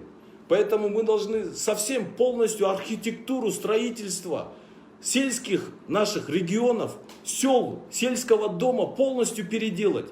Это копейки сейчас стоит, копейки. Просто мы должны поставить перед собой такую задачу, чтобы в селе простой человек, простой парень в новостройке жил так же, как люди живут в городе. А для этого всего лишь нужна канализация. Теперь из канализации во всем мире перерабатывают стоки грязные. И из этого дерьма вырабатывают электричество, добывают газ. Самое главное, после переработки бытовых отходов, и особенно бытовых стоков воды, получается биогумус, биоудобрение. Понимаете? Вот соседний Казахстан возьмем, к примеру. Назарбаев в 2017 году провел Экспо у себя. 2017. На это Экспо 2017 поехал Сапар Исаков, будучи премьер-министром.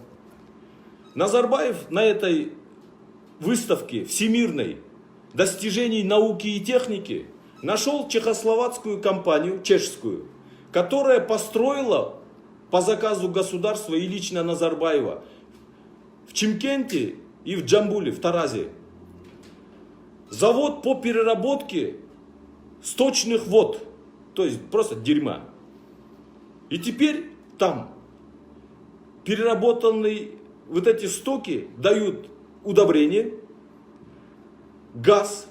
Этот газ сжигается в газовых горелках, вырабатывает тепло, горячую воду, понимаете, на свои нужды. То есть они даже из сточных вод новыми технологиями получают газ, свет, тепло.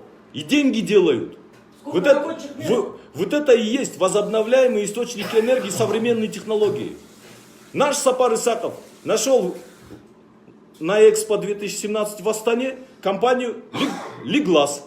Что это за компания, вы все знаете. Потому что эту компанию очень хорошо журналистское расследование провели ребята из Азаттыка. И теперь мы знаем, что наши чиновники находят почему-то только мошенников. А Назарбаев почему-то там находит такую нормальную компанию. Самый прикол в чем? Стоимость завода по переработке сточных вод в этом Чимкенте стоил всего лишь 7 миллионов долларов. Вот и все, 7 миллионов долларов. Вы представляете? Если мы на Бишкеке, вот в Бишкеке то же самое, поставим такой же завод по переработке нашего дерьма, тогда у нас хоть какая-то часть населения получит свет, тепло и газ. Но самое главное, получит биогумус, то есть биоудобрения. Эти биоудобрения каждые 2 недели будут удобрять наши поля. И мы не будем их убивать химикатами, которыми мы сейчас... Все химические удобрения мы привозим и закупаем за доллары. Вы понимаете? Сколько мы теряем на этом? Чтобы делать органическое наше сельское хозяйство, мы должны использовать органические удобрения. Вот этот биогумус, это есть чистейшее биологическое средство удобрения. Самое главное, у нас в селах больше всего газа выделяется метана, знаете из чего? Из коровьего дерьма. По-кыргызски бок тезек. Вот из-за того, что вот это все газ выделяется, больше всего урона экологии приносит как раз таки выбросы метана из вот этого коровьего дерьма, потому что по всей планете количество крупного рогатого скота очень много. И поэтому в мире сейчас стоит, оказывается, проблема переработки вот этого коровьего, просто, извините за выражение, говна. И вот сейчас вот у нас есть эти технологии. У нас ребята эти технологии изучают в политехе. Есть биогазовые реакторы. В каждом селе можно построить хоть мини, хоть нормальный промышленный. Но самое главное, это нам дает переработку вот этого всего. И оттуда мы получаем газ. Можем использовать этот газ на пищеприготовление. Просто сжигая горелки, отопление и горячую воду получать. Понимаете? Вот это и есть возобновляемый источник энергии. Но самое главное, если мы в Кыргызстане все поголовье нашего крупного рогатого скота, это все считается, это математика.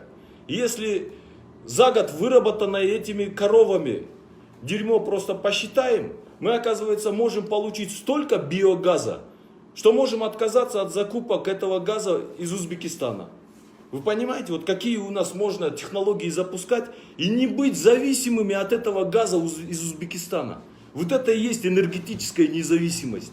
А чтобы ее сделать, мы должны привести в правительство, в ГКПН, в Джогорку Кенеш ребят, которые будут вот эту задачу понимать, толковых ребят. Потому что под это мы должны написать законопроекты, разработать нормативные акты правительства, запустить это все в цикле с бизнесменами, потому что это все должны делать частные компании, бизнес-компании. И вот таким образом мы государственные интересы с бизнес-интересами симбиоз делаем, происходит синергия, и за счет этого мы получаем колоссальный эффект. Вот это мы должны делать срочно, у нас нет времени на раскачку. У нас, оказывается, сегодня можно построить 98 малых ГЭСов на наших малых реках. 98 створов. Кому продали, мы не знаем. Кому они принадлежат, мы не знаем. Но статистику они показывают, я это в Акипрессе открыто читал, поэтому я говорю, почему сейчас мы не можем построить эти 98 малых ГЭСов. Они дадут нам сразу электроэнергию, которую мы закупаем сейчас у Казахстана, закупаем у Таджикистана даже, у Узбекистана. Когда вот у нас, особенно в летние периоды времени, мы, оказывается, оттуда импортируем эту электроэнергию. Проблема вот в этом. Мы должны вот такие вот вещи очень сильно, прагматично просчитывать. И всю нашу экономику мы должны перестраивать именно в части сохранения наших ледников, водных наших ресурсов, экологии, воздуха. И мы должны стать экологически чистой страной. За счет именно биоудобрений, которые мы будем получать от переработки дерьма, мы сможем полностью нашу чистую сельскую экономику запустить. Это все готовые технологии. Не надо быть великими академиками, как Ахаев, Джумалиев. Все придумано до нас. И это все уже настолько удешевило все в мире. Эти технологии уже совсем дешевые, их можно только использовать и надо делать. Вот просто делать. Ребята есть, которые это все изучают. Вот в Германии сколько у нас ребят именно по возобновляемым источникам учатся. Вот германское правительство нас очень сильно в этом поддерживает. Но теперь германское правительство сокращает техническую помощь нашей стране, потому что они официально на своем сайте МИДа, вот мы же читаем, они говорят, мы перестаем вам верить и поэтому сокращаем нашу помощь Кыргызстану. Вот результат нашей тупой политики. Потому что мы сами вот так вот себя загоняем в угол. Ребята, поэтому мы должны, во-первых, сами вот это все осмыслить, сами у себя совершить революцию в голове просто, а потом это все переосмыслить и перезапустить наш менталитет и только чистыми выборами привести вот этих чистых молодых ребят.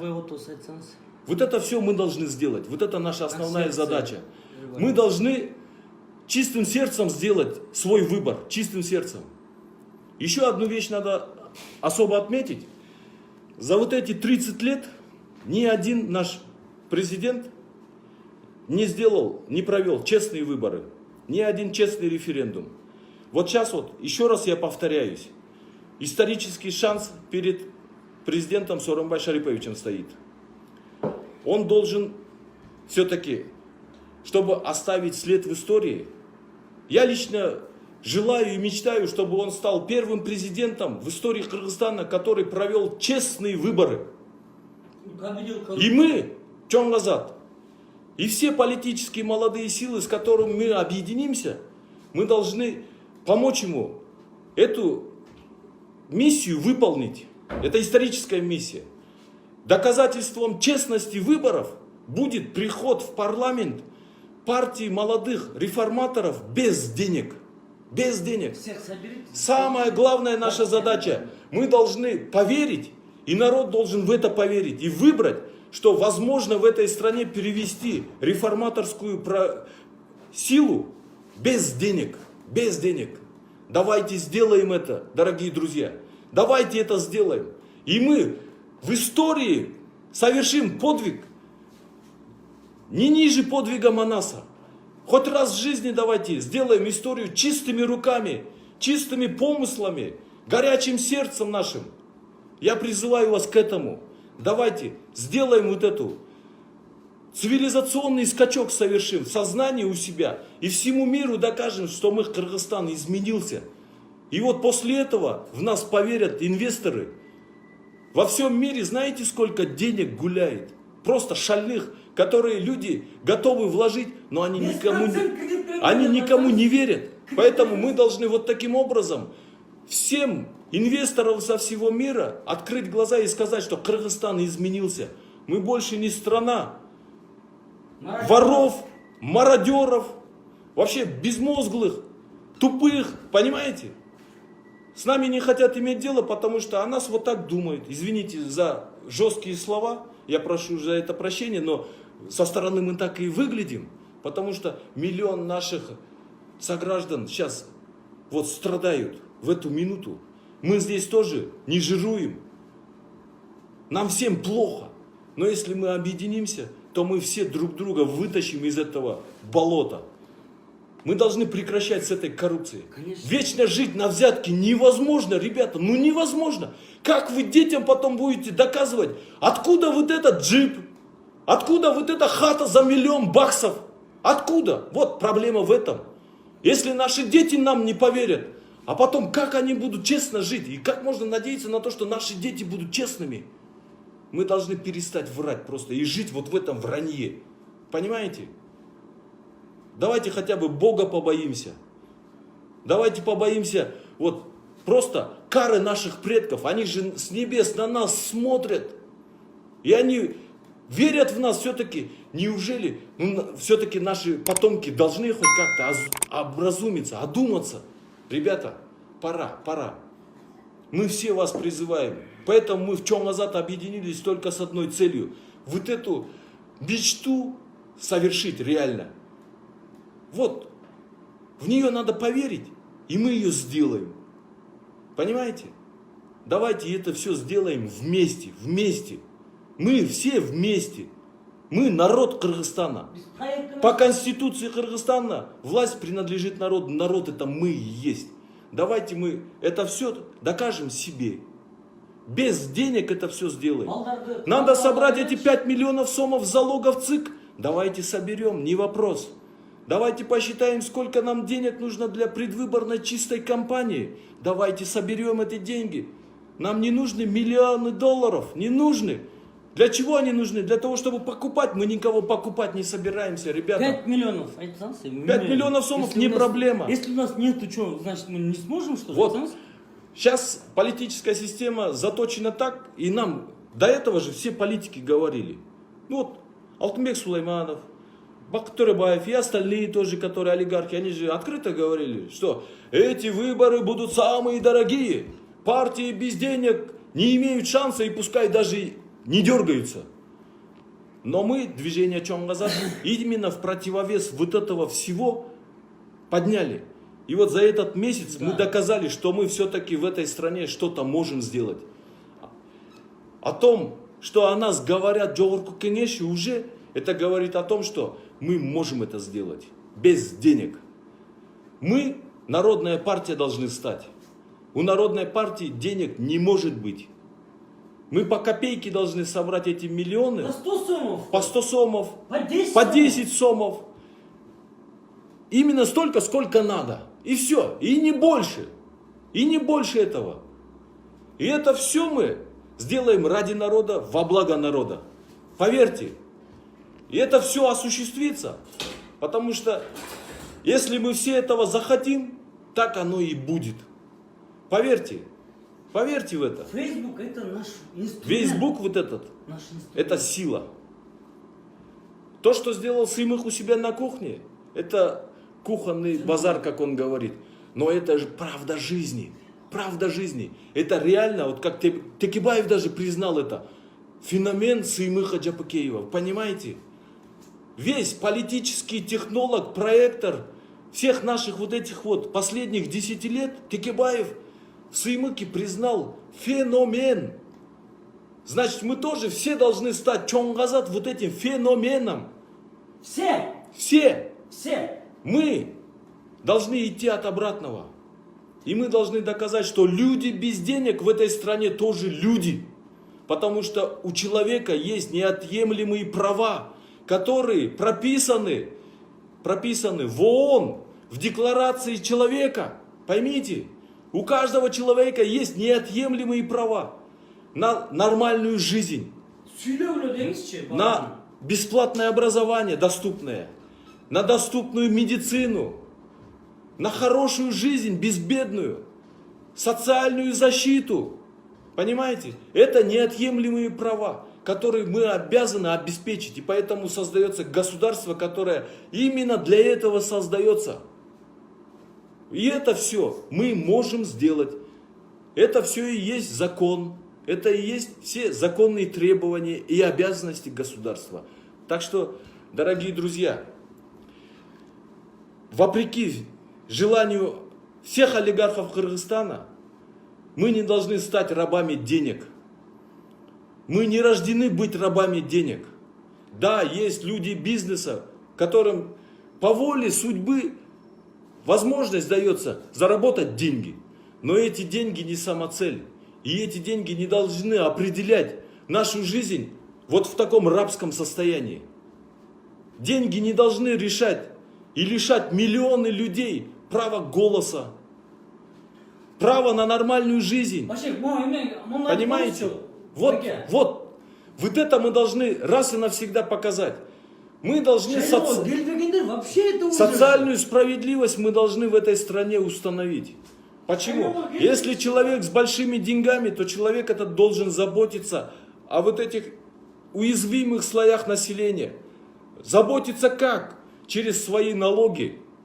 Сейчас налоги, что простой человек без денег, что с деньгами, что олигарх, платим одинаково. Так не должно быть. Богатые люди должны платить чуть больше, понимаете? И если они будут это делать от души, тогда против них никто никогда ничего не скажет. Во всей Европе социальные вот эти вот налоги, там же дифференцировано. Миллиардеры платят больше всех. Поэтому из Франции все миллиардеры сбежали, потому что там 75% подоходного налога сделали. В Америке 65% платят миллиардеры со своих доходов, понимаете?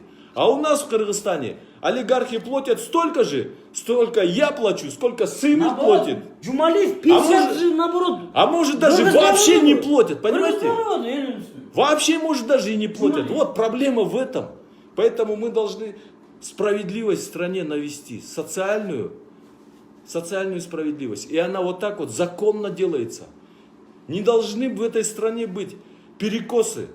Никто ни на чью собственность не должен покушаться. И мы никогда такой цели перед собой не ставили. Но мы должны законно пересмотреть социальное устройство и социальный договор в нашем обществе. Чтобы вот эту социальную справедливость мы должны именно через перераспределение благ и богатств между собой раз и навсегда договориться и сделать это. Если богатый человек платит больше налогов, это нормально.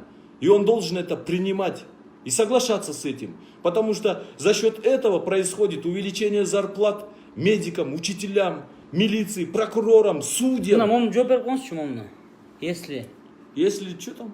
Если коррупционеры захотят спонсировать Чонгазат, чтобы попасть в протекцию, в какой будет ваш ответ? Мы ни у одного олигарха ни одной копейки не возьмем. И это я вам официально заявляю. Это было обсуждено с самого первого дня, с самого первой минуты нашего объединения, что мы не будем ни у одного олигарха брать деньги. Мы не на деньги олигархов идем. Мы надеемся на понимание нашего народа, и что народ поддержит нормальных, чистых пацанов. Вот и все. Мы хотим вот этот проект запустить. Проект чистых ребят с чистыми народными деньгами. Пускай олигархи выйдут со своими партиями, со своими деньгами, но мы должны им доказать, что люди без денег в этой стране сила. И их голос тоже будет услышан. И поэтому мы призываем вас, дорогие друзья, все, кто никогда не ходил на выборы, прийти на выборы. А кто ходит на выборы, постарайтесь своих родственников, близких привести на эти выборы и тоже проголосовать. Потому что у нас по статистике 70% населения вообще не ходит на выборы. Понимаете? Вот в чем проблема. Но это процесс будущего. О выборах мы поговорим чуть позже. Чуть позже. Потому что на сегодняшний день для нас самая главная задача поднять вопрос объединения здоровых, молодых политических сил, лидеров в одну большую платформу, команду, которую мы должны буквально вот в течение месяца сформировать. За этот месяц мы должны успеть обсудить все точки зрения соприкосновения, возможность создания широкой коалиции наших сил. Поэтому призываем молодых лидеров, молодые партии, не олигархов. Пускай это будут бизнесмены средней руки, люди даже без денег. Всех призываем в общий собраться и начать процесс переговоров, создания общей коалиции под эгидой Чонгазата. Под эгидой Чонгазата. Мы специально поднимаем этот Чонгазат. Почему? Потому что это феномен, который объединил народ 1000 лет назад. И давайте повторим этот феномен сегодня. Чонгазат не может быть мой лично, или Сыймыха, или Каната Зерликовича. Канат только народный. Чонгазат только народный, вы поймите. Поэтому мы должны народ собрать. Народ должен нам делегировать своих представителей из 40 районов, из 29 городов нашей страны. Вы выберете сами молодых ребят, которых вы нам представите и скажете: вот этот парень от нас будет. И пускай это будет не один человек, 2, 3, 4, 5. Сами выбирайте. Отправляйте их к нам сюда, в штаб. Может, Штаб где? Это примерно? Штаб у нас находится... Панфилова, Горький, примерно. В городе Бишкеке есть улица Горького. На улице Горького стоят 3 больших здания. Один из них ресторан «Мира», рядом стоит ресторан «Алтын Палас», между ними пересекающий улицу Горького переулок Новосибирский. Там есть дом Новосибирский, 27. Мы этот офис тоже сняли, все по чуть-чуть собрали, все, что у нас было. Я сколько дал, скажите? 100 сом ты дал. $100. Потом $100 принес. Айтсаңыз? Мы все собрали по чуть-чуть то, что было у нас дома. Потому что коронавирус начинался. Поэтому мы запустили этот проект. Но мы верили в наш народ. Народ в нас поверил. И мы благодарим вас. Поэтому призываем всех вас поддержать нас еще больше. Поэтому давайте под именем Манаса, под именем общего Чонгазата Манаса объединимся широкой политической силой, платформой молодых, чистых реформаторов. И двинем эту команду в политику для того, чтобы совершить вот эту смену элиты.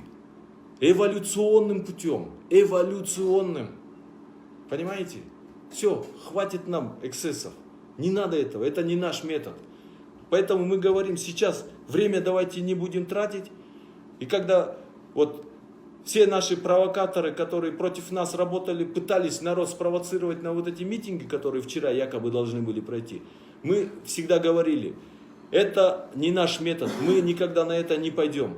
Мы занимаемся задачей формирования новой команды, молодой, реформаторской команды специалистов, толковых ребят, чтобы они были специалистами во всех отраслях народного хозяйства, экономики, понимаете?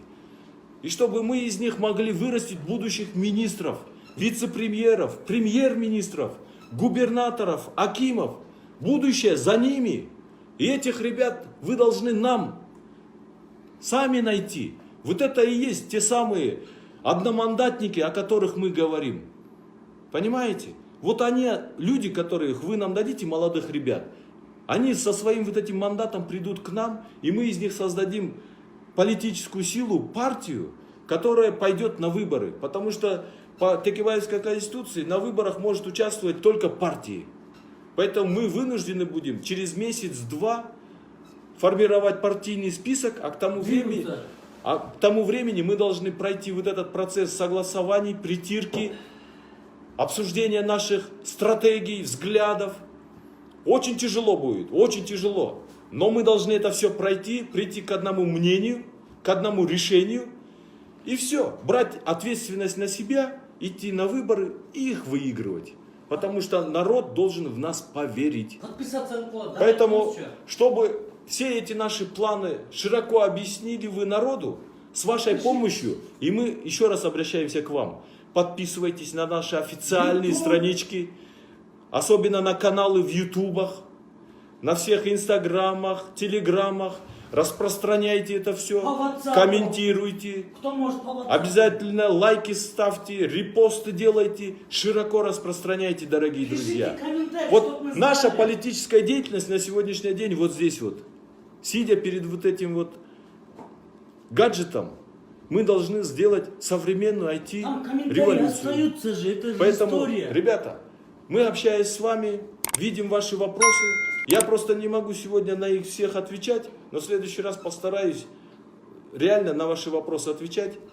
Потому что сегодня я хочу по максимуму донести до вас вот это понимание нашей ситуации, наши взгляды, наши принципы.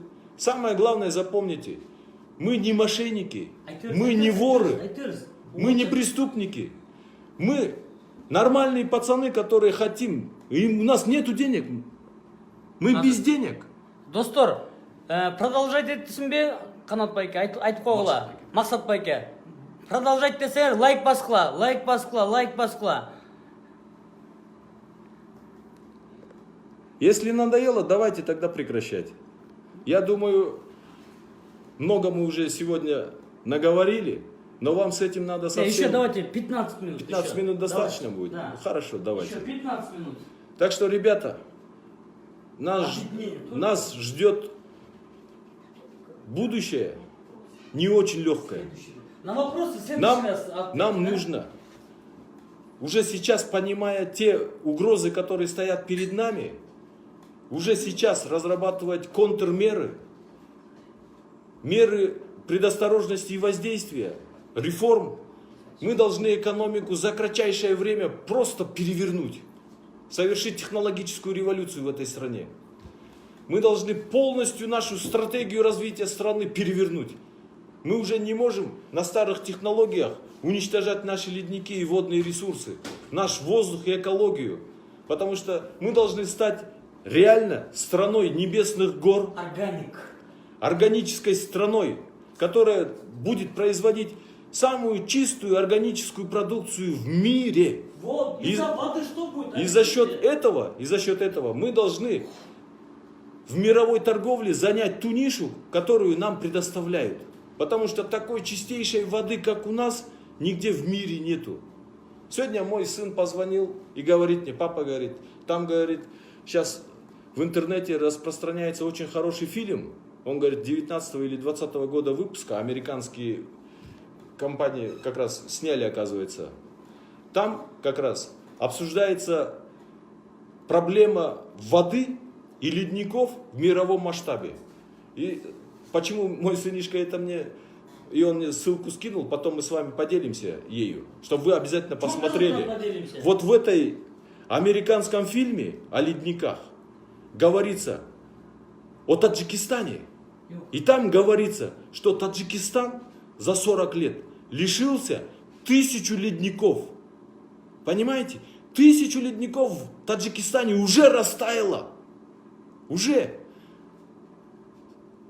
Самая большая электростанция, которая работает в Таджикистане, Нурекская ГЭС, за вот эти последние 20 лет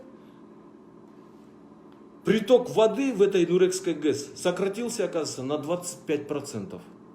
На 25%.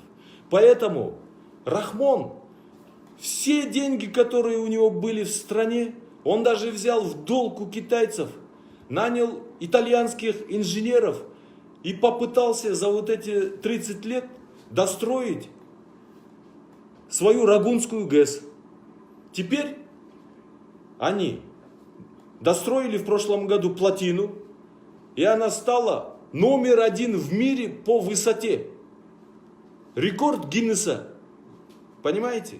Таджикистан построил эту плотину. Он 30 лет все свои деньги туда скидывал. Он даже, наверное, напрягал всех наркобаронов туда.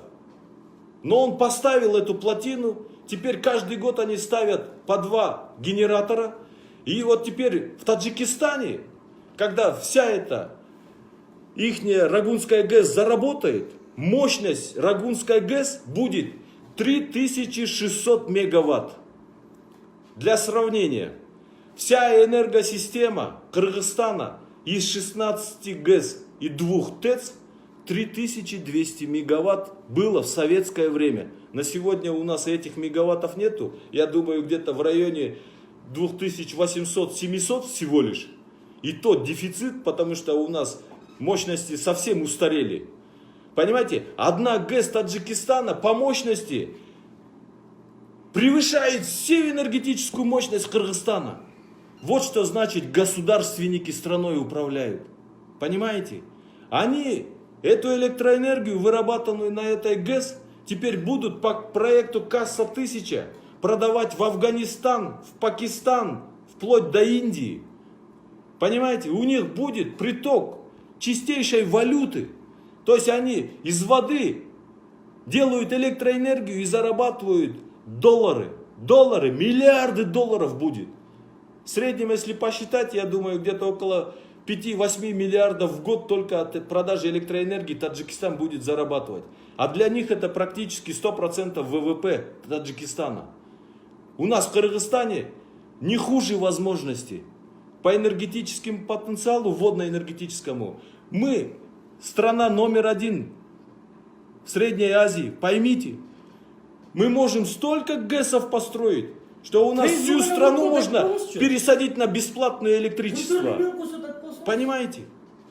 У нас Сарыджас лежит, вон, река, которая уходит полностью в Китай. Мы с этого Сарыджаза ничего не зарабатываем. Хотя можем с китайцами договориться, чтобы построить там ГЭСы и получать бесплатно электроэнергию. Почему мы этого не делаем? Что нам мешает так договориться с Китаем? Мы Сарычас не повернем никогда в Кыргызстан. Она утекает мимо нас вода. Это утекают миллиарды долларов, которые могли нас обеспечивать. Понимаете? Мы могли получать дешевую, бесплатную даже электроэнергию. Почему такие проекты у нас не запускаются? Почему у нас мини-ГЭСы не запускаются? Вот такие вот вещи мы должны обсуждать. Почему у нас железные дороги не строятся? Почему у нас сеть автомобильных дорог не развивается? Самые дешевые товары перевозятся либо водным транспортом, либо железнодорожным транспортом.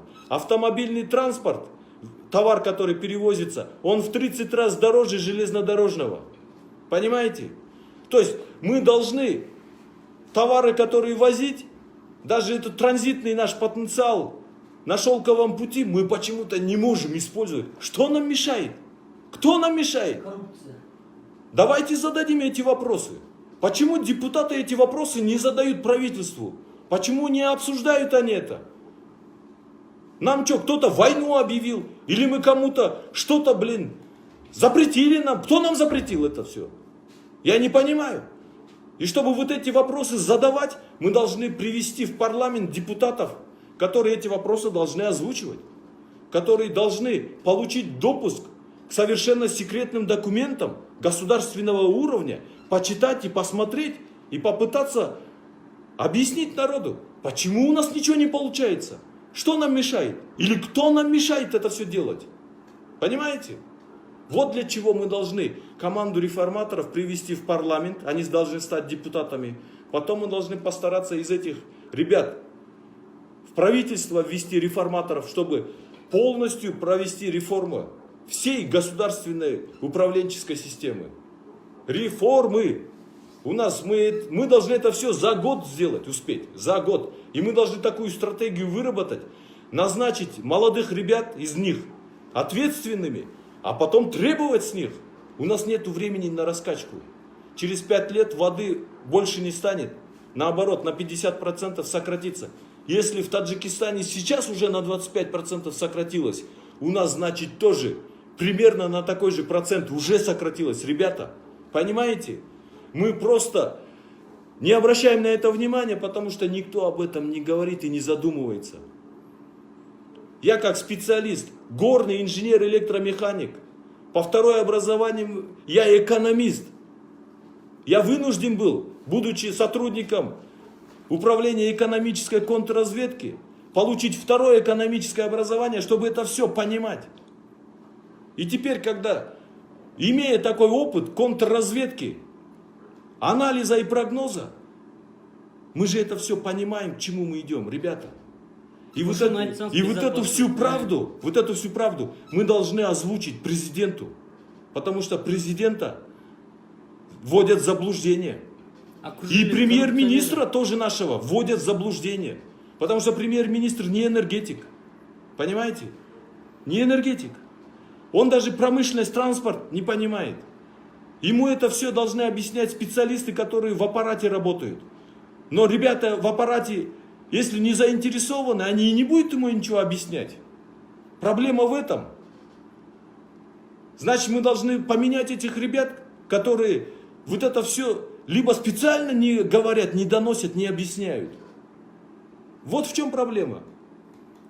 И почему наша политика тогда вот так вот, политика с греческого переводится как искусство управления государством. Понимаете? Вот что значит политика. Искусство управления государством.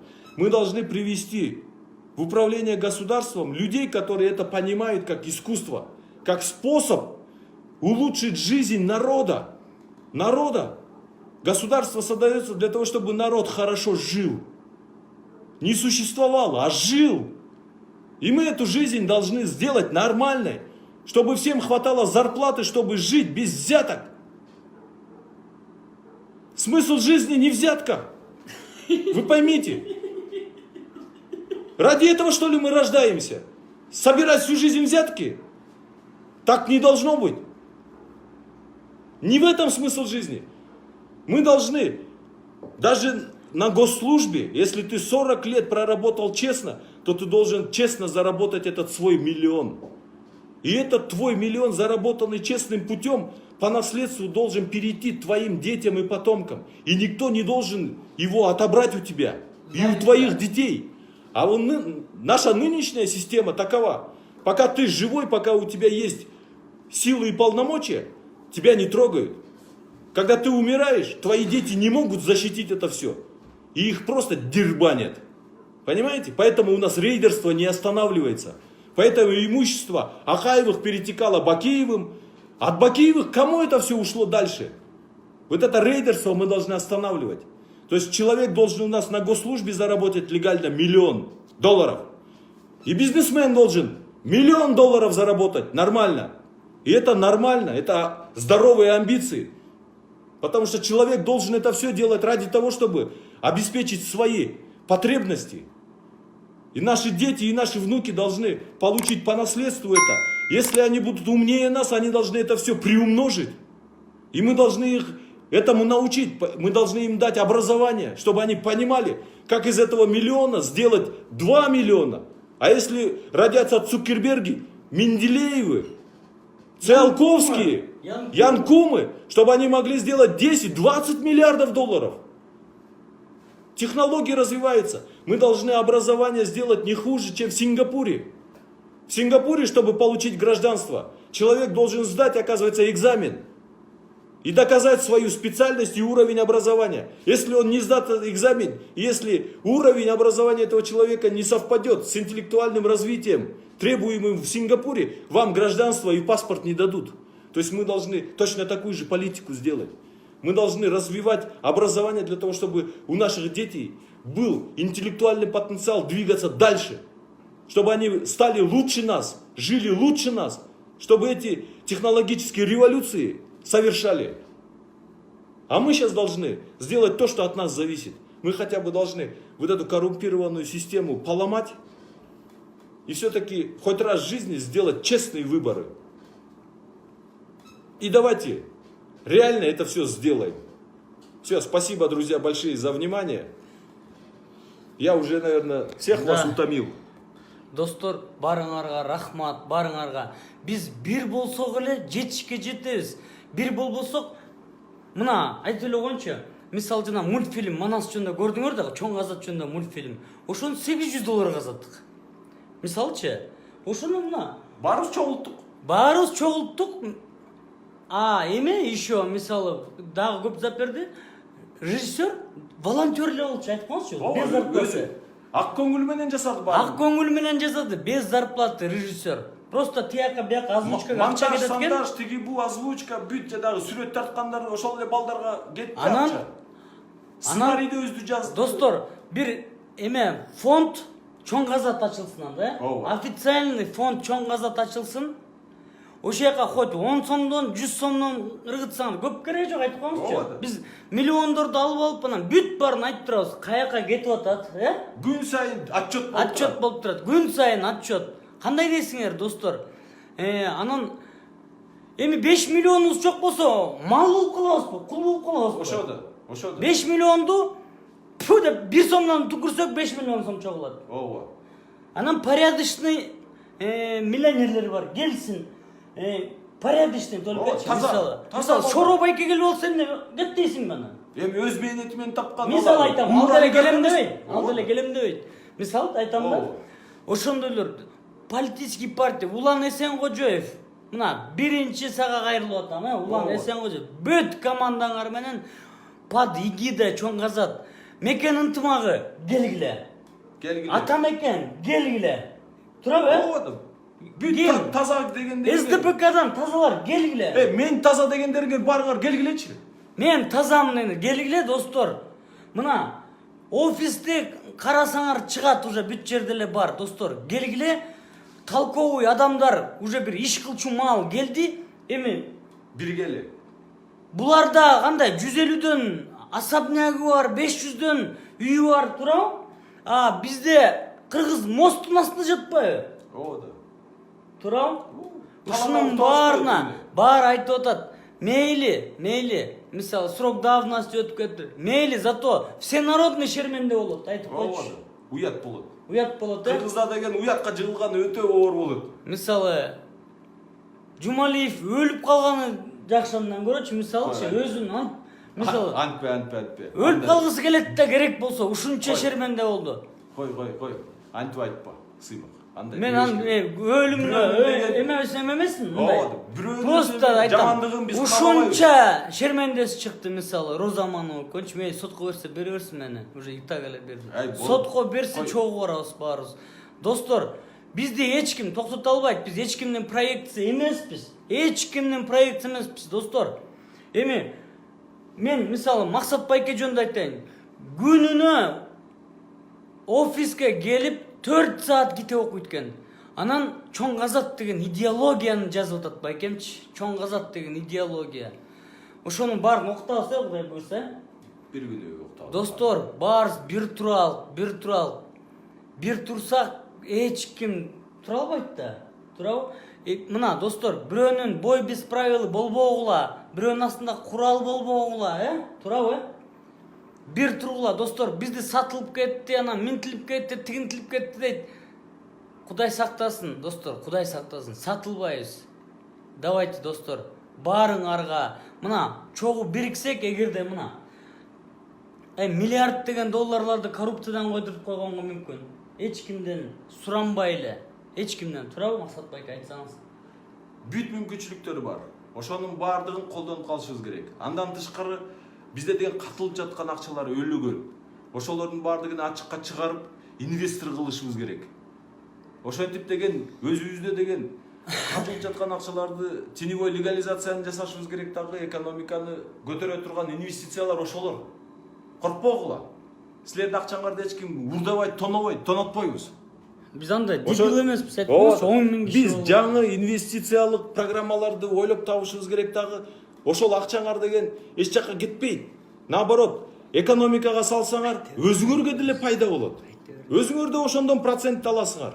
Самое главное, ошол катылып жаткан, ишенип койгула, бизде огороддордо көмүлгөн акчалар канча эч ким билбейт, бирок бар ошондой. Сейфтерин көмүп алган.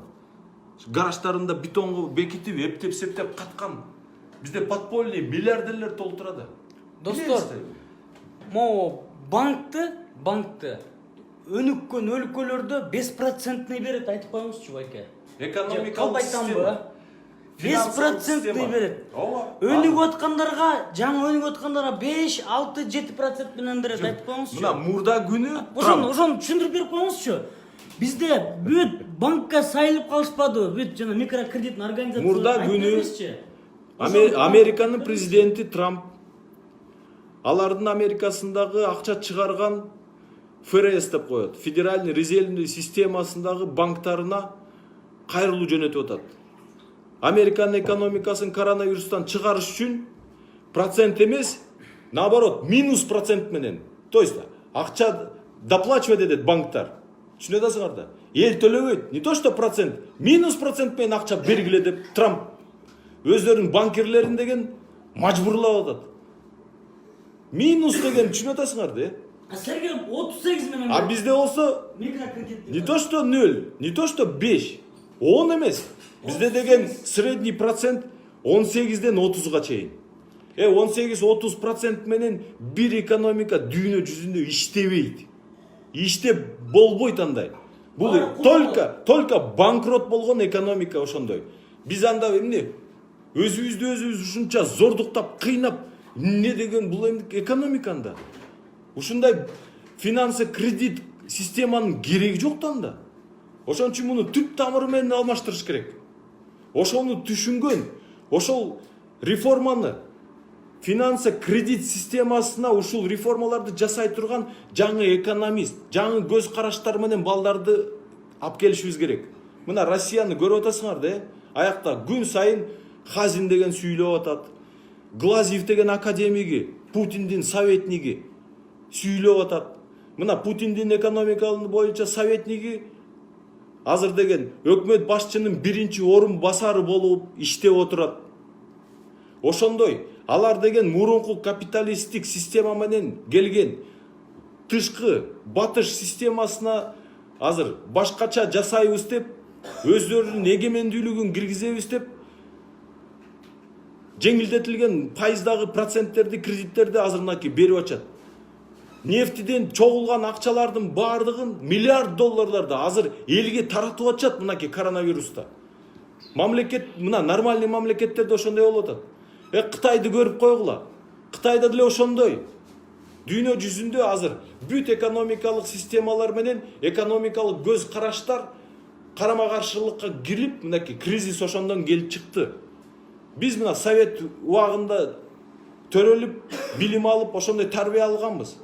Азыр болсо капитализм 30 жыл жашап калган муун ошону көргөн эмес, ал социалисттик дегенди түшүнбөйт.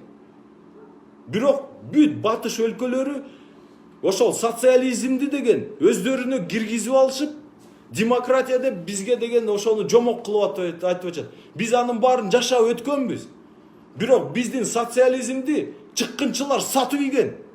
Мына сволочь Горбачев деген бүт мамлекетти талкалатып салган. Бир ок аттырбай.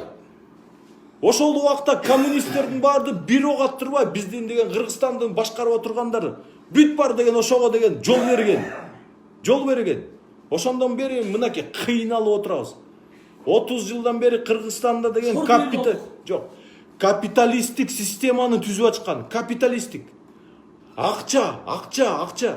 Жа Момбеков Ырдайтка сат, колтугуң жүнүн сат деген. Да, ошол капитализм деген ошол. Акчаң болсо сен менен бирөө сүйлөшөт. Акчаң жок болсо сен адам эмессиң. Сен бомбсуң. Түшүнө атасыңар да. Мына ушундай саясатты бизде деген жүргүзүп келишкен. Эми бул саясат токтоду. Анткени дүйнөлүк капиталисттик система кризиске такалды. Алардын акчасы өздөрүнүн байлыгын туубай калды. Процент туубай калды. Бизде деле ошондой. Азыр деген бизде процент тууш үчүн экономика иштебей атат. Ошон үчүн биз деген айла жок башка системага келишибиз керек. Ошону түшүнгөн жаңы экономист, ошонун баарын билген, заманбап технологияларды колдонгон жаңы экономист балдарды ошол жака коюшубуз керек. Минэкономикага, биздин деген башкы национальный банкка, министерство финансыга, башка бүт экономиканы жүргүзүп аткан, экономикалык рычагтарды колдонуп аткан биздин деген агентство болобу, комитет болобу, түшүнүп атасыңар да. Ошонун баардыгын реформа кылышыбыз керек. Биз Кыргызстан өзүбүздүн сомубузду өзүбүз чыгарбайбыз. Кыргызстанга канча сом керек экенин сурагылачы. Бир депутат билбейт, бир өкмөт аны деген түшүндүрүп бере албайт. Ал эмес башкы банкыбыздагы ал кагазды көрсөтпөйт эч кимге. Биздин деген сомду деген ошончо көлөмү экономикабызга тиешелүү эмеспи?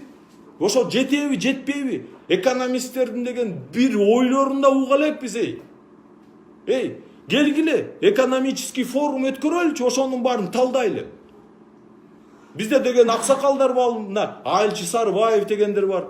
Мынакей жаш экономисттер жүрүшөт, Азамат Акенеев дегендер бар. Андан башка дагы балдар бар. Дүйнөлүк банкта, тиякта, биякта иштегендер. Келгилечи, ошол көз караштардын баардыгын, ошол пикирлерди бир жерге чогулуп алып туруп кеңешеличи. Биз деген Кыргыздын жаңы экономикалык, финанс, кредит системасын кандай кылышыбыз керек? Ошол жөнүндө ой жүгүртөлүчү. Ошондой нерселерди деген биргелешип, сүйлөшүп, кеңешип жасашыбыз керек. Анткени ошондой нерселерден биздин деген Кыргызстандын келечеги байланган. Эгерде биз ушул суроолорго жоопторду издебесек, таппасак, чечпесек, бизде деген эч качан бир жакшылык болбойт. Ошон үчүн биз деген бүт ушул ломбард, банктарга деген кул болуп калабыз. Үйлөрүңөрдө да ажырайсыңар. Өзүңөрдүн деген айылдагы айдоо жерлериңерди залогко коюп, ошонун баардыгынан деген биз айрылабыз. 60 миң үй алдырып. Түшүнүп атасыңар да. Ошондой нерселерди биз талкуулашыбыз керек, ачык. Анан деген Кыргызстанды кантип оңдойбуз, реформа кылабыз деген суроого жоопту табышыбыз керек. Ошого деген силерди баарыңарды чакырам. Келгиле. Акылыбызды, башыбызды иштетели. Убакыт келди. Убакыт өткөзөт, айтсаңыз. Достор, мына баарыңарга байкем ушундай күйүп айтып атат. байкем деген күндө 4 саат китеп окуйт экен. Китептери, укмуш китептерди окуйт экен. Күнүнө 4 сааттан. Эмнеге байке десем, мен арак ичпейм дейт, саунага да барбайм, эчтеке кылбайм, мен только ушу мекен үчүн келген жигитмин деп.